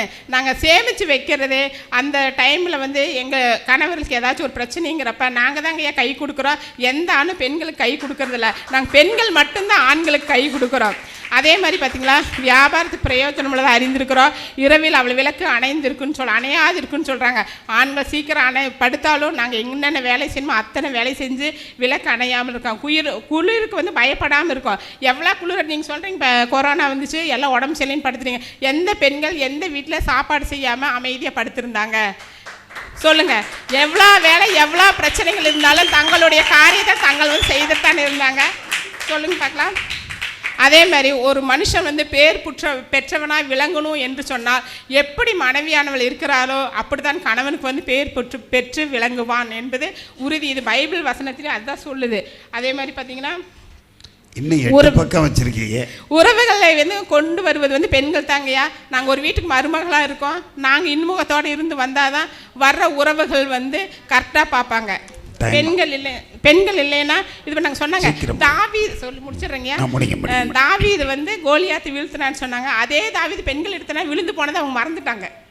சொன்னாங்க ஒரு கல்லால் வச்சு தாவீது வந்து கோலியாத்து வீழ்த்தினான்னு, அது விழுந்தது மறுபடியும் பெண்களால் தான் விழப்பட்டான்னு யாருக்கு தெரியல. அதே பைபிள் வசனம் தான் சொல்லுங்க. நீங்களே ஒத்துக்கிறீங்க அது விஷமான ஆளுங்க இல்லைங்கய்யா. நாங்கள் பெண்கள் உறுதியா இருந்தங்காட்ட அவங்க எங்க பக்கம் வர்றாங்கன்னு வீழ்த்துற சக்தி அவங்ககிட்ட இருக்குது. நம்ம பெண்கள் இருக்கிற சக்தி இருக்குதுங்க பஸ்யா. அதே மாதிரி சொன்னாங்க தலைமை பாஸ்டர் வந்து ரொம்ப உழைக்கிறாங்க, எல்லாம் செய்யறாங்கன்னு. நீங்க இதுக்கு ஒரு மாத்திரம் மட்டும் சொல்லுங்க பஸ்யா. நீங்க நல்லா உழைக்கிறீங்க, ஓடுறீங்க, எல்லாமே பண்றீங்க. எல்லாத்துக்குமே பாஸ்டர்மா உறுதுணையா இருக்கிறனால தானே ஓட முடியுது. வெளியே போக வேண்டாம்னு சொன்னா முழுவதுமே அவதான். ஏன்னா இங்க நிறைய டிக்கெட்டுக்கு வந்திருக்கு, போய் போட்டு கொடுத்துட்டாங்கன்னு வைங்க, பம்பா போயிரும். ஐயா போட்டு கொடுத்தாலும் போட்டு கொடுக்காட்டியும் உண்மை இதுதாங்க ஃபர்ஸ்ட்யா. ஆமாமா. எந்த ஒரு ஆண்கள் வந்து சிறந்த ஒரு ஊழியத்திலயா இருக்கட்டும், ஒரு வேலையிலயா இருக்கட்டும், உலக பிரகாரமான காரியங்களா இருக்கட்டும் இருக்கிறாங்கன்னா அது பெண்கள் தான். பாஸ்டரியா வந்தாங்க அன்னைக்கு வந்து குதிகுளம் போட்டு ஆடினாங்க, எல்லாம் செஞ்சாங்க. ஆனா என்ன, மனைவி கூட இருக்காங்க, தைரியத்தில் ஆடினாங்க. கல்யாணம் பண்ணப்படி தனியா இருந்து ஆட முடியுமா? முடியாது. அங்க ஒரு பிரச்சனை வரும். அது உறுதுணை மனைவி தாங்கய்யா. அல்ல குடும்பத்தை கட்டுறது பெண்களால் மட்டுமே முடியும் என்று இந்த வாய்ப்பு நல்வாய்ப்பு கொடுத்த அனைவருக்கும் நன்றி சொல்லி விடைபெறுகிறேன். ஆமென். நல்ல கை தட்டுங்க. சூப்பரா எல்லாருமே சூப்பரா பேசிட்டு இருக்காங்க. இந்த தலைமைத்துவத்தில் இருக்கிறவங்க தான் 2 பேரும் சரியா பேசல, இனி பேசுவாங்க. அடுத்து கடைசியாக எங்களுடைய ஃபேவரைட், ஆமாம், நாங்கள் அமுதா சொல்கிறத நாங்கள் கேட்போம், அவள் என்ன சொல்ல போகிறாங்கிறத பார்க்கலாம். உண்டாகட்டும், கர்த்தருடைய நாமத்துக்கு மகிமை உண்டாகட்டும். எனக்கு இந்த வாய்ப்பை கொடுத்த ஆண்டவருக்கு நான் நன்றி செலுத்துகிறேன். இந்த சபையில் நம்ம பாஸ்டரியாவுக்கு இந்த நேரத்தில் நான் நன்றி செலுத்துகிறேன். இந்த வாய்ப்பு கொடுத்த ஆண்டவருக்கு முதலாவது நான் வந்து கர்த்தருக்கு ஸ்தோத்திரம் பண்ணுறேன். இது மட்டும் நான் பேசுனதே கிடையாது இந்த மாதிரி பட்டிமன்றத்துலலாம். பேசாமலேயே பயங்கரமாக பண்ணிக்கிட்டு இருப்பீங்க, இப்போ பேச விட்டாச்சு. கொடுங்க. அதாவது இன்னைக்கு கொடுத்த இது வந்து ஆவிக்குரிய வாழ்க்கையில், குடும்ப வாழ்க்கையில் சிறந்து இருக்கிறது பெண்ணா ஆணான்னு சொல்லிட்டு அந்த தலைப்பு கொடுத்துருக்காங்க. நான் சொல்லுவேன் ஆண் தான் சொல்லுவேன். ஏன்னு கேட்குறீங்கன்னா, ஆண் தான் எல்லாத்துக்கும் முக்கியத்துவம். ஏன்னா ஏசப்பா வந்து நம்ம வாழ்க்கையில் வந்ததுக்கப்புறம் தான் நமக்கு இந்தளவுக்கு ஒரு தைரியம் வந்துச்சு, ஒரு அன்பு வந்துச்சு. இவங்க சொன்னாங்க பெண்ணில் இடத்துல தான் அன்பு இருக்குன்னாங்க. கிடையவே கிடையாது. ஆண்டவர் வந்ததுக்கப்புறம் ஆண் இடத்துல இருந்து தான் அன்பு வந்துச்சு நான் சொல்லுவேன். எல்லாருமே கணவரை எல்லா பெண்கள் இடத்துல எத்தனை கோபமாக இருந்தாலும் கேட்டிங்கன்னா சொல்லுவாங்க, எங்கள் வீட்டுக்காரரை நான் நேசிக்கிறேன், அன்பு அப்படிங்கிற அந்த வார்த்தையை சொல்லுவாங்க. ஏன்னா அவங்கக்கிட்ட கொடுத்துருக்குற அன்பு, ஆண்டவர் கொடுத்த இயேசு கிறிஸ்து கொடுத்த அன்பு அவங்கள இடத்துல நம்ம பார்க்குறோம். அந்த இதில் அன்பு கொடுத்துருக்காங்க. ரெண்டாவது உழைக்கிறது. நம்ம சாதிக்கிறோம், நாங்கள் வேலைக்கு போகிறோம், எல்லாம் நீங்கள் சொல்கிறீங்க ரைட்டு தான். ஆனால் ஆண்கள் மாதிரி உழைக்க முடியாது நம்ம மேலே. ஏன்னா நம்ம பலவீனமானவங்க. அவங்க உழைச்சி கொண்டு வந்தால் தான் எல்லாமே சாதிக்க முடியும். ஒரு குடும்பத்தை நடத்துறதுலேயும் சரி, ஒரு காரியத்தை இது எல்லா காரியத்துலேயுமே ஒரு காரியத்துக்குன்னா ஆண் தான். அதே ஒரு இடத்துல நம்ம போகிறோம், பெண் தனியாக நைட்டில் போயிட்டு வர முடியாது, ஆண் இருந்தால் தான் அதுக்கு பலனே. அதனால ஆண்கள் இது வந்து ரொம்ப நமக்கு ஆண்டவர் ஆணு பெண் இணைச்சது வந்து ஆண் சிறந்தவங்களாக விளங்கும்படி ஆண்டவர் கொடுத்துருக்குறாரு. அது மட்டும் இல்லை, யோபு குறித்து நான் பைபிளில் சொல்கிறேன். யோபு வந்து எத்தனை காரியத்தில் மனைவி தூசிச்சாங்க, நிறைய சோதனை சகிச்சாங்க, அவங்களுக்கு வியாதி வந்துச்சு, எல்லாத்துலேயும் சகிச்சு ஆண்டவர் மேலே விசுவாசம், பற்றுதல், நம்பிக்கை, உறுதியாக இருந்து யார்? ஆண். அவர் யோபு தான் இருந்தார்.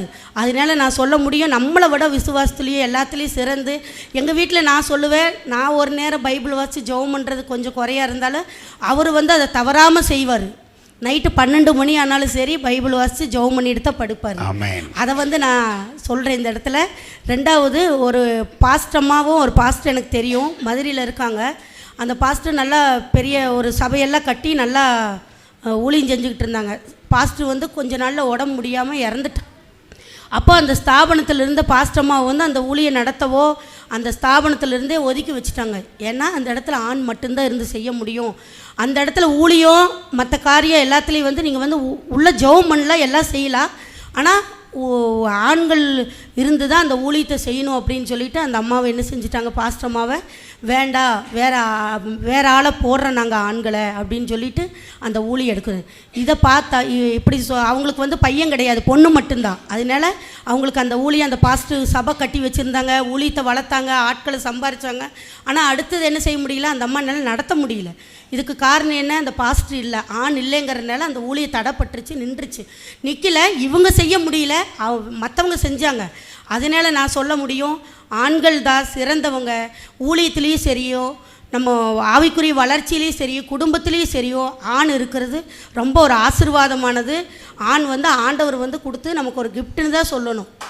பிள்ளைகளாக இருக்கட்டும், கணவனாக இருக்கட்டும், நமக்கு எங்களை வந்து நடத்துனது வந்து ஆவிக்குரிய தகப்பந்தான் நான் சொல்ல முடியும். அந்த இடத்துல பாஸ்டமெல்லாம் வந்து எங்களை பார்க்கல. நான் வந்து ஒரு வியாதியோடு ரொம்ப முடியாமல் கிடந்தப்போ பாஸ்டர் தான் வந்தாங்க. அப்போ அந்த நேரத்தில் வந்து பாஸ்டர் தான் சொல்லி ஜெபம் பண்ணி எங்களை வழி நடத்தினாங்க. அதுக்கப்புறம் தான் பாஸ்டம்மா வந்தாங்க.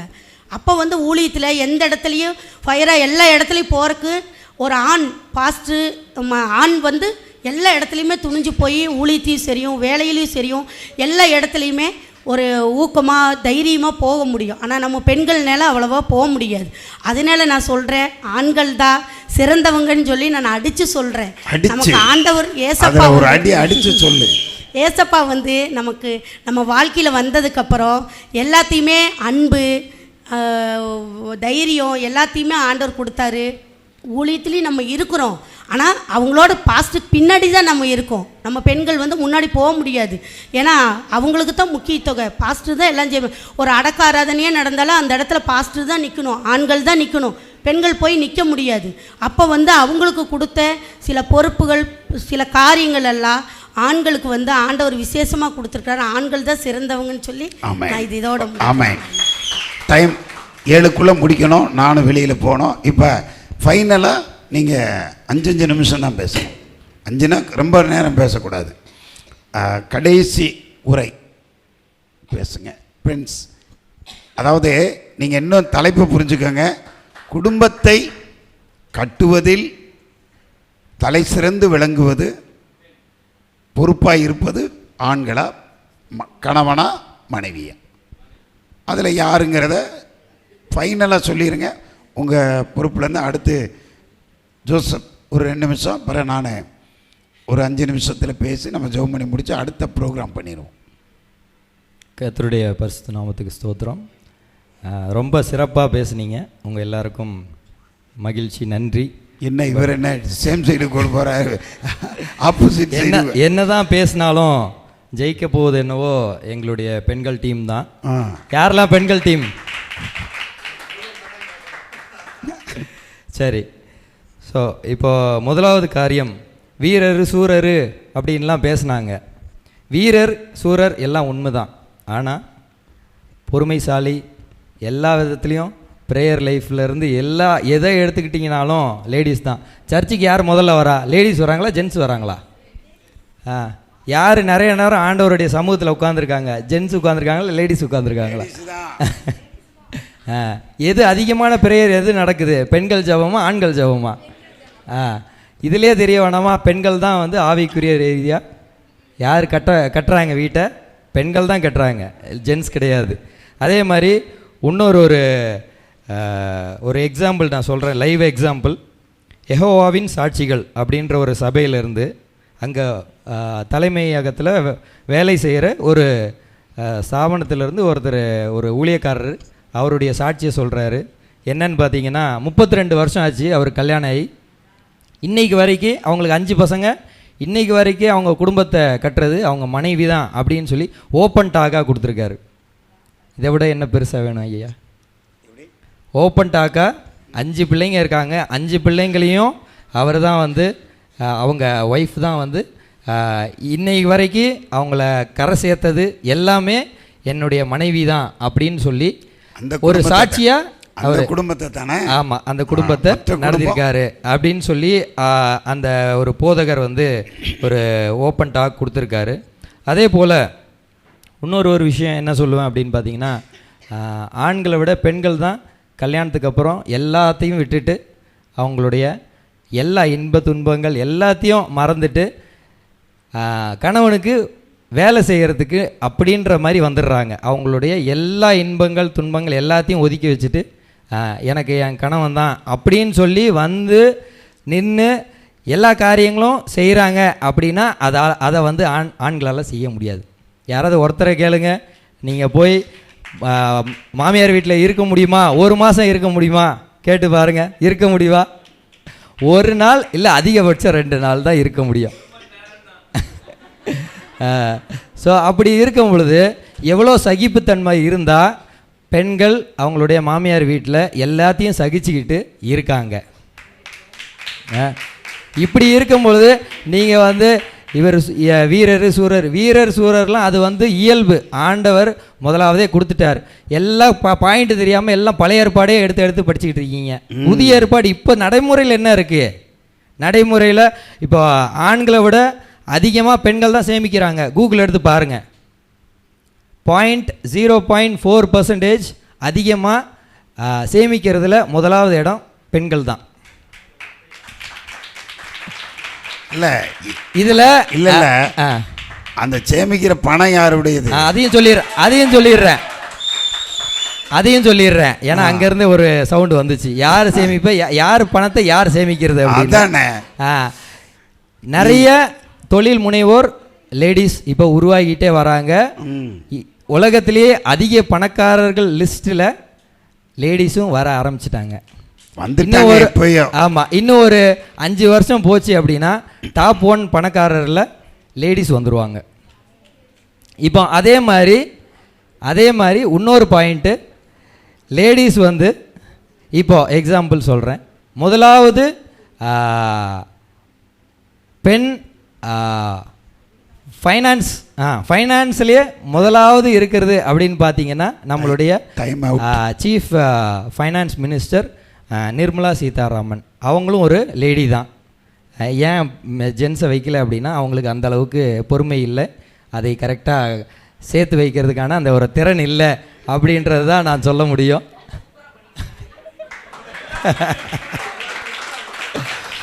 ஸோ அதனால் அதே போல் அந்த நிர்மலா சீதாராமனுக்கு மேலே மோடின்னு ஒருத்தர் உட்கார்ந்துருக்காரு, அது தெரியாதா? மோடியா லேடியா? அது இருக்கிறது இருக்கட்டும் ஐயா. ஆனால் என்னதான் இருந்தாலும் பெண்களை போல் ஆகாது அப்படின்னு தான் நான் சொல்ல முடியும்.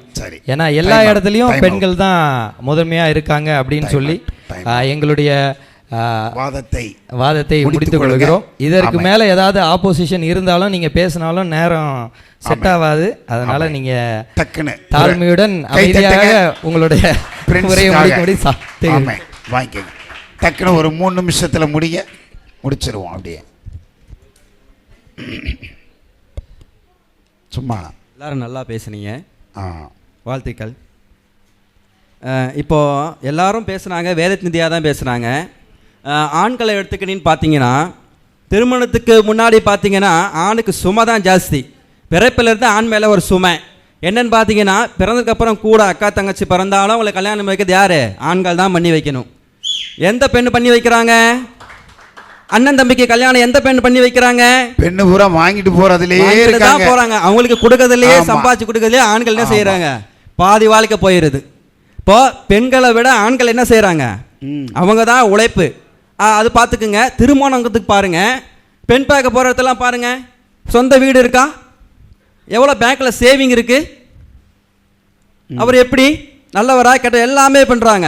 ஆனா ஆண் எதிர்பார்க்கறது கார் இருக்கா, கார் இருக்கா, எல்லாம் கேட்குறாங்க. இப்போ இதையும் நாங்கள் என்ன செய்யணும்? கல்யாணத்துக்கு முன்னாடி சம்பாதிக்கணும். கல்யாணத்துக்கு அப்புறம் சரி கல்யாணம் முடியுதான் எல்லாம் போகுதுன்னு பாருங்கள். கல்யாணத்துக்கு அப்புறம் பாருங்கள் ஓடணும். கல்யாணத்துக்கு முன்னாடி ஒரு சின்ன வருமானம்னா கல்யாணத்துக்கு அப்புறம் மனைவி வருவாங்க. அவங்களுக்காக ஆண்கள் உழைக்கணும். இதில் பாருங்கள், உழைப்புன்ற இன்னொரு சுமையும் சேர்த்து நாங்கள் தான் சுமக்கிறோம். எப்படி உழைக்கிறோம் தெரியுங்களா? அவங்களுக்காக உழைக்கணும். அடுத்தது பிள்ளை வரும், அதுக்காக உழைக்கணும். அடுத்த ஒரு பிள்ளை வரும், அதுக்காக உழைக்கணும். இதுல இடையில சொந்த வீடு கட்டணும், சொந்தமா கார் வாங்கணும், நிலம் வாங்கணும், எத்தனை இந்த நகை வாங்கணும், புடவை வாங்கி கொடுக்கணும், எல்லா நாளுக்கும் வந்து சர்ப்ரைஸ் பண்ணணும். மறந்துட்டா முடிஞ்சது. நான் பொதுவாக வழுக்க விழணும். இப்படி உழைச்சி எங்க தலையில் இருக்கிற முடியெல்லாம் பாதி போயிடும். பாருங்க, பாதி வயசுல நாங்கள் வயசானவனா மாறிடுறோம். எங்க உழைப்பை தான் அதிகமாக நாங்கள் கொடுக்குறோம். பாருங்க, இப்போ அவங்க சொன்னாங்க பெண்கள் எல்லாம் வந்து அவங்களும் வீட்டை பார்த்துட்டு வேலைக்கு போகிறாங்க. நான் இல்லைன்னு சொல்லலை. அந்த பிள்ளைகள் பிறந்து வளர்ந்து குறிப்பிட்ட காலம் வரைக்கும் அந்த சுமையை யார் சுமக்கிறதுனா ஆண்கள் தான். அது வரைக்கும் கடினமாக உழைக்கிறது நாங்கள் தான். நாங்கள் வேலை செய்கிற இடத்துலலாம் பாருங்க, எங்களுக்கு திருமணத்துக்கு முன்னாடி ஒரு இடத்துல எதாவது விட்டுட்டு வந்துடுவோம். போடாமல் வேலை என்னன்னு திருமணம் ஆனதுக்கப்புறம் சரிங்க சார், கோவத்தை அப்படியே அடக்கிக்கிட்டு அப்படி போயிட்டு அப்படி தொடச்சிட்டு சரிங்க சார். ஏன்னா போனால் என்ன செய்ய முடியாது, குடும்பத்தை நடத்த முடியாது. அந்த இடத்துல பொறுமை காத்திருக்கிறது நாங்கள் தான். அவன் அதே போல் பாருங்கள், பெண்கள் வேலைக்கு போனால் ஏதாவது ஒன்று சொல்லிட்டோன்னா போன்னு அழுத்துட்டு வந்துடுவாங்க. அப்போது நாங்கள் சொல்லுவோம் பிடிக்கலையா விட்டுடுன்னு. ஆனால் அவங்க சொல்லுவாங்களா? ஏங்க 1000 கஷ்டம் இருந்தாலும் வேலை விடாதீங்க. வேலை விட்டால் என்ன பண்ண முடியும்? அதையும் தாங்கிக்கிட்டு நாங்கள் தான் நிற்கிறோங்க. இந்த வேலையை விட்டால் வேற என்ன பண்ணுறது? இப்போ வேலை செய்கிற இடத்துல அதிகமாக உழைப்பு சுவை, பொறுமை, இதில் வேற அன்பு வேற கொடுக்கணும். அன்பு கொடுக்கலன்னு வச்சுக்குங்க, தீந்தோம், வம்பு ஆயிரும். சொல்கிறாரு பாரு, கல்யாணமே ஆகலை, அவருக்கு அதெல்லாம் தெரிஞ்சிருக்குது, அவருக்கு எல்லாமே தெரியும். பாருங்க, அதிகமான உழைப்பு சுமை, பொறுமை, அன்பு, நிதானம், வேகம் எல்லாம் எங்க கிட்ட தான் இருக்கு. புரியுதுங்களா? கல்யாணம் ஆனதுக்கு அப்புறம் பிரதர் சொன்னாரு, எந்த மாப்பிள்ளை வந்து வீட்டோட போறாரு? நான் வீட்டோட தான் இருக்கேன். எங்க மாமியாரை வேலைக்கு போயிட்டவங்களை நிறுத்தி வீட்டில் வச்சு பார்த்துக்கிட்டு இருந்தேன். என் ஒய்ஃபுக்கும் தெரியும். அங்க இன்னைக்கும் நான் அங்கே தான் இருக்கேன். திருமணமாகி 2 வருஷம் போன 7 வருஷம் ஆச்சு. இன்னமும் அங்கதான் இருக்கேன். தம்பி மனைவியை பார்த்துட்டு தான் இருக்கேன். இனிமேலும் அங்கேதான் இனிமேலும் அங்கதான் இருப்பேன். எங்க அம்மா அங்க தனியா தான் எங்க அண்ணன் வீட்டுல இருக்கிறாங்க. சரி, பாத்தீங்களா? அப்போ ஆண்களுக்கு தான் குடும்பத்தை கட்டுறதுல பொறுப்புகள் அதிகம் இருக்கு. ஏன்னா அவங்க பொறுமையை இழந்துட்டாங்கன்னா முடிஞ்சது. அதனால பாருங்க, டாஸ்மார்க் போயிருவாங்க. பொறுமை இழந்துட்டா 1000 ரூபாய் பணம் வருது, அதை கொடுக்கறது யாரு? அண்ணா முக ஸ்டாலின் அவரும் ஆண்கள் தான். யாரு? முக ஸ்டாலின் ஆண் தானே? பயந்து தானையா கொடுக்காரு? கொடுக்கறாருல்ல, பயந்து தான் கொடுக்க. இலவச பஸ் போடுறீங்க, அதை கொடுக்கறது நாங்க தானே. சரி, அதோட பாருங்க. இன்னும் நிறைய எடுத்துக்கிட்டோம்னா சிஸ்டர் சொன்னாங்க தாவீது விழுந்து போயிட்டாரு அப்படின்னு சொல்லி. தாவீது விழுந்து போனாலும் அதை விழ வச்சது நீங்க தான். ஆனா விழுந்து போன தாவீதோட பிள்ளை சாலமோனை வச்சு தானே ஆலயத்தை கட்டினாரு. அது ஆண் தானே? சாலமோன் யாருங்க? ஆண் தானுங்க. எந்த பெண் பிள்ளையை வச்சு தேவாலயத்தை கட்டினாரு? எந்த பெண்ணை வச்சு தேவாலயத்தை கட்டினாரு? ஜோசப் இவ்வளவு பேசுவாரானே. எரிகோ மதில சுத்தி வர சொன்னாருங்க. 7 முறை சுத்தி வந்ததெல்லாம் நம்ப ஆளுங்க தாங்க. 7 முறை சுத்தி வந்து துதிக்கும் போது இடிஞ்சு விழுந்தது இல்ல, அது யாரு? நம்ப ஆளுங்க தானே. நம்ப ஆளுங்கன்னா ஆண்கள் தானே. அதானே வேற மாதிரி கேட்டுச்சு. இதெல்லாம் விடுங்க. இன்னைக்கு விசுவாசத்தின் தகப்பன் அப்படின்னு சொல்லி வேதத்தில் அழைக்கப்படுறது ஆபிரகாம். அந்த ஆபிரகாம விசுவாச வார்த்தைகளை சொல்லும் போது ஆண்டவர் வந்து சொல்றாரு, நகைத்தது யாருங்க? யாருங்க நகைத்தது? நீங்க தானம்மா சாராளம்மா நகைத்தீங்க. அவங்க இங்க பாருங்க, ஏதோ ஒரு ஜாலியா சிரிச்சதுக்கு இப்படி எல்லாம் பேசப்படாது. சிரிக்கிறது வேற, நகைக்கிறது வேற. அப்படியா? அப்ப ஆண்டவரை கூப்பிட்டு சொல்றாரு, ஏன் சார் நகைத்தாள்? நகைத்தாயின்னு கேட்கிறாருல்ல. முறைக்கிறதோ ஒரு நகைத்தல் தான். பாருங்க, ஆபிரகாமோட விசுவாச கண்டுதான் ஈசாக்கு ஆண்டவர் கொடுத்தார். கொடுத்தது யாரு? ஆண்டவர் ஆண் பிள்ளை தான் கொடுத்தாரு ஈசாக்கு. பேசுறீங்க ஆனதானே கொடுத்தாரு. அப்போ ஈசாக்கு பெண் பார்க்க போன ஆளு யாரு? இஸ்மவேல கொடுத்தது யாரு? ஆண் தானே. ஐயா, இஸ்மவேல கொடுத்தது யாரு? நான் உங்களுக்கு பாயிண்ட் எடுத்துறேன். இஸ்மவேல தானே கொடுத்தாரு. யாரு கொடுத்தது? ஆண்டவர் தானே கொடுத்தாரு. ஆனா தானே கொடுத்தாரு. ஐயோ, தன்னுடைய நாச்சியார் இடத்துல கீழ்ப்படியாம ஓடுன பாருங்க, அவளை கூட அங்க வந்து பேசுனது யாரு? ஆண் தான். தேவ தூதன் தான் வந்தான்.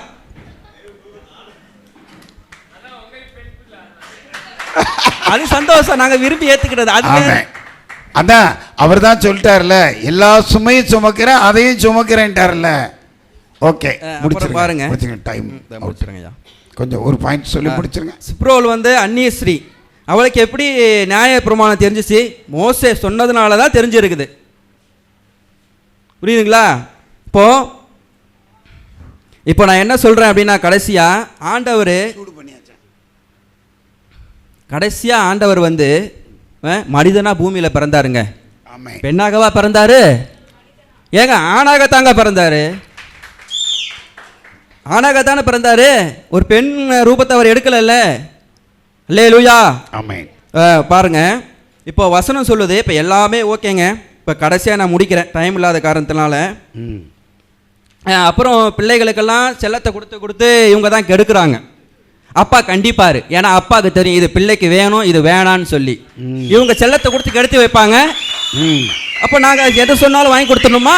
காசு கொடுத்து பிள்ளைகளுக்கு எது தேவை ஆண்டவர் எங்க கிட்ட தான் கணக்கு கேட்பாரு. காசு கொடுத்து சினிமாவுக்கு போகணும் அனுப்பி வைக்கிறாங்க. அனுப்பி விட்டுறது. அங்க போய் போலீஸ்காரன் பைக்கை பிடிச்சா இங்க வந்து பணம் கொடுக்கணும், எங்க கிட்ட நொட்டுறது. அப்ப பிள்ளைகளை கண்டிக்கிற உரிமை ஆண்டவர் எங்களுக்கு தான் கொடுத்துருக்காருங்க.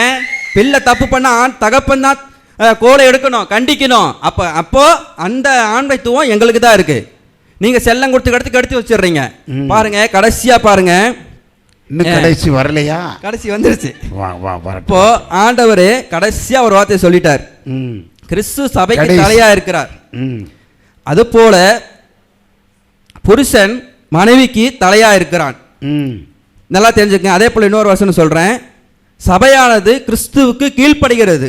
மனைவிகளும் தங்கள் சொந்த புருஷர்களுக்கு கீழ்ப்படிங்கள். எந்த காரியத்திலும் கீழ்ப்படிந்திருக்க வேண்டும். அப்படியே அந்தபடியே மனைவிகளே உங்கள் சொந்த புருஷருக்கு கீழ்ப்படிந்திருங்கள். எந்த வேதத்திலாவது மனைவிகளை ஆண்களை பார்த்து ஆண்களே உங்க சொந்த மனைவிக்கு கீழ்ப்படிந்திருங்கள் இருக்குதா? இல்ல இருக்குங்களே, இல்ல இருக்கு. அப்போ ஆண்கள் தான் எல்லாவற்றிலும் குடும்பத்தை நடத்துகிற சிறந்தவர்கள் சொல்லி இந்த உரையை நான் முடிக்கிறேன். ஆமென். அருமையா பேசினாங்க ஜோசப். நான் இன்னைக்கு தான் அவர் இப்படி பேச நான் கேட்டிருக்கேன். கை தட்டுங்க. ஆண்டவர் வச்சிருக்கிற சத்தியம் வேற, இது வேற. எல்லாருமே சூப்பராக பேசினாங்க. நான் இப்படி பார்க்கல, அருமையாக. மரியா சிஸ்டர், அவங்க ரத்னா, எல்லாமே. 2வது ரவுண்டில் பிரின்ஸும் ஜோசப்பும் அருமையாக பேசிட்டாங்க. எல்லாம் பாராட்டுகள்.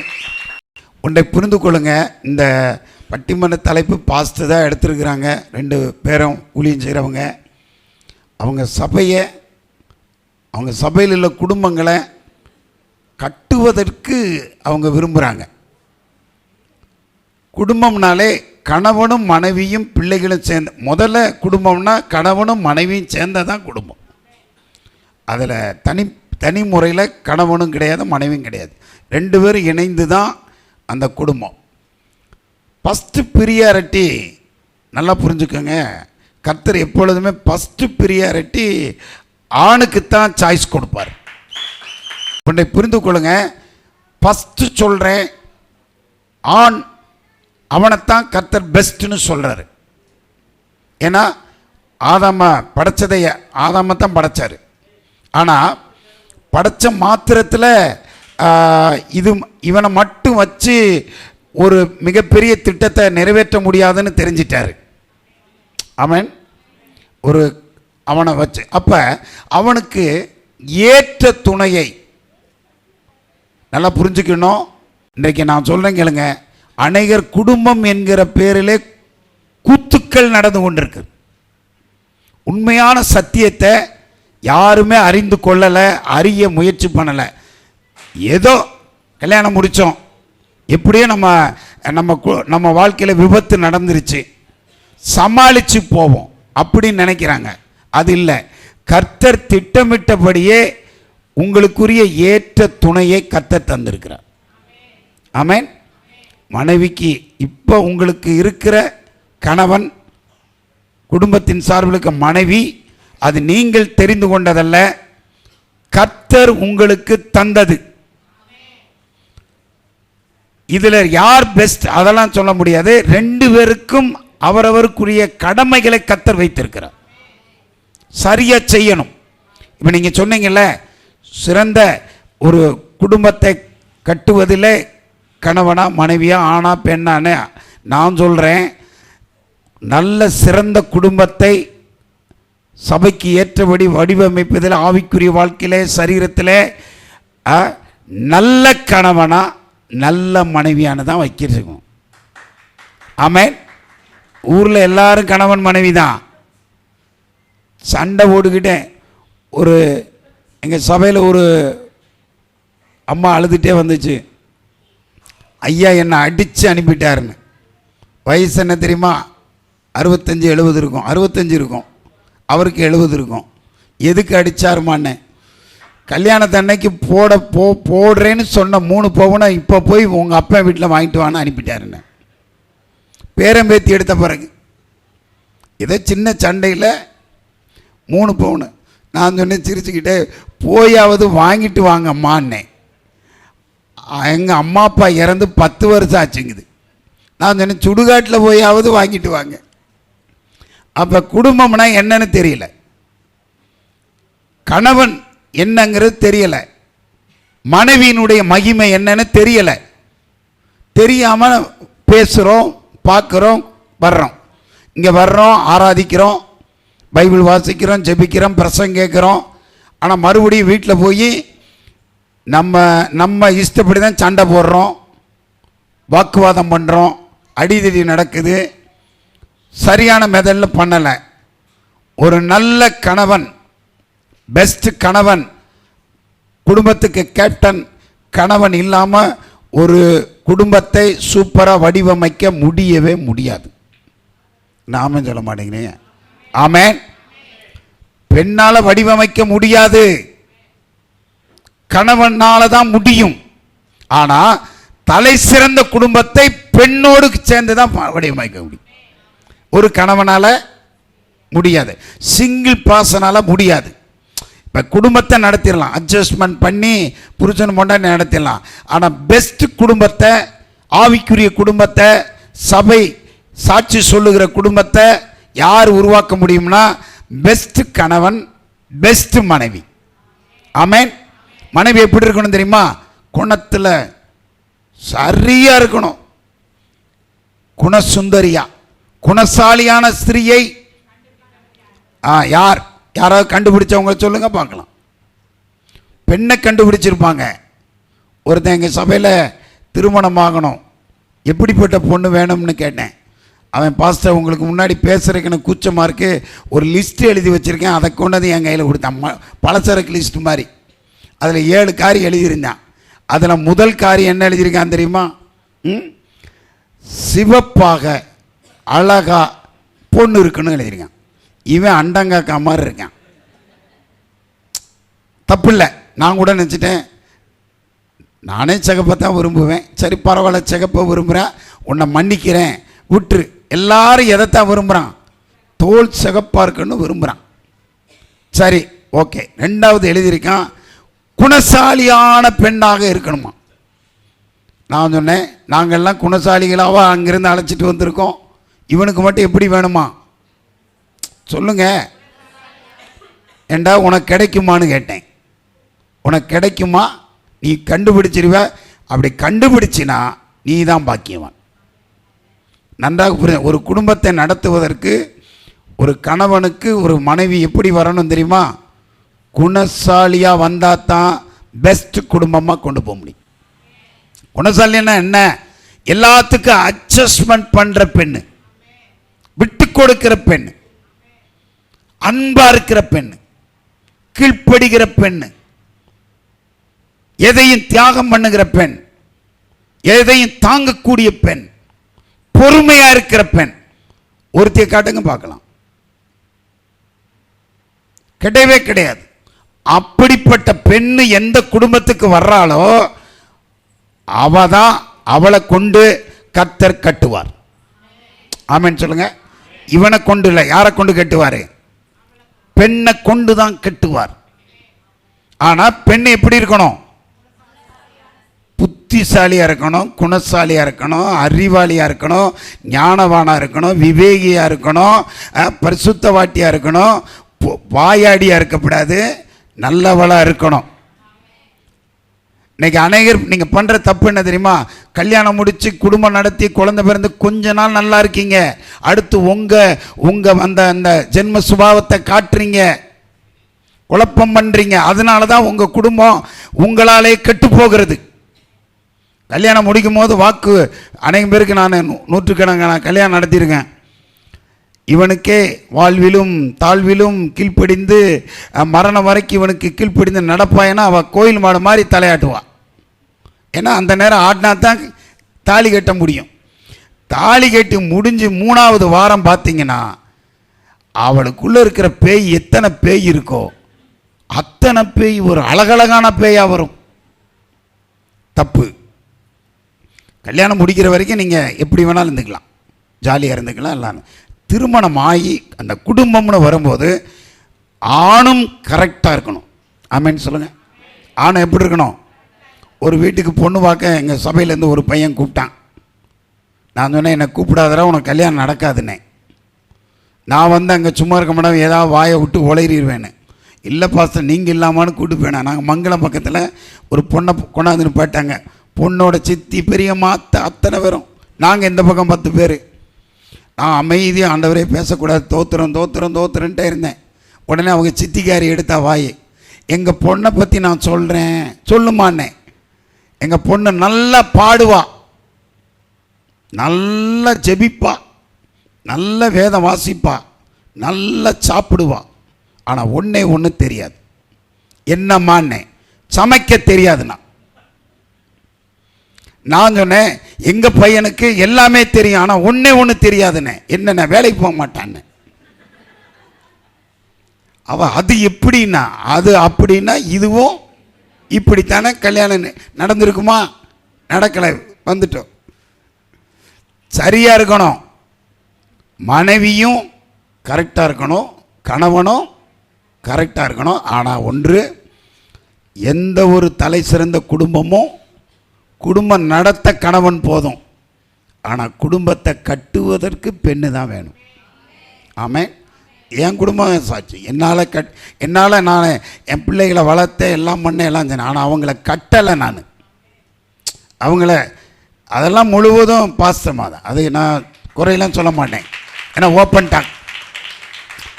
சாப்பாடு கொடுத்தேன், எல்லாமே பண்ணேன், நடத்தினேன், அதை நான் செஞ்சேன்.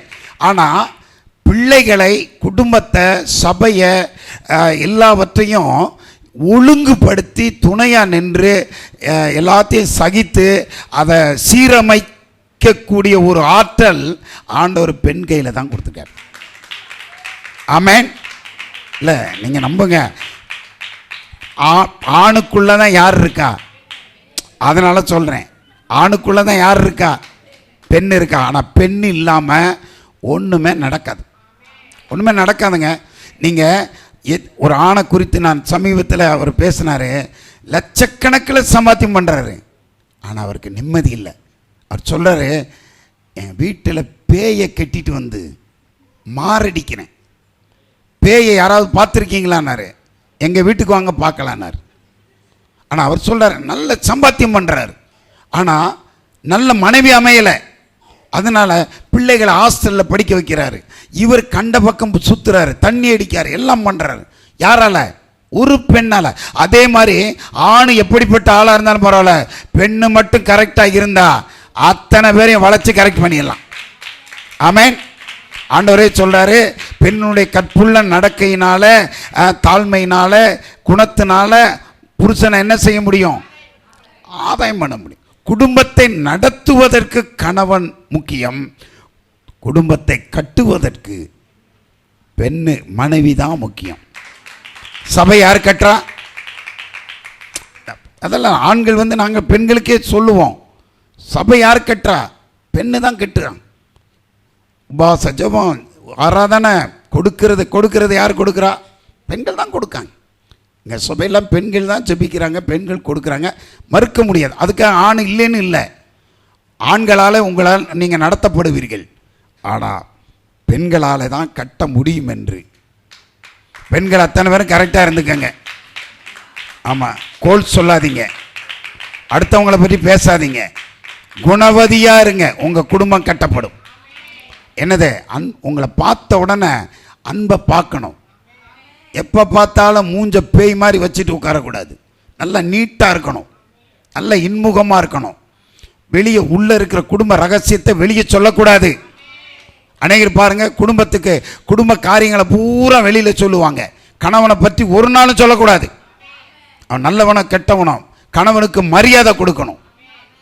கணவன் பார்த்த பார்வையில் அமைதியாக இருக்கணும். இருந்து பாருங்கள், கணவன் உங்கள் காலடியில் வந்து விழுந்து கிடப்பான்.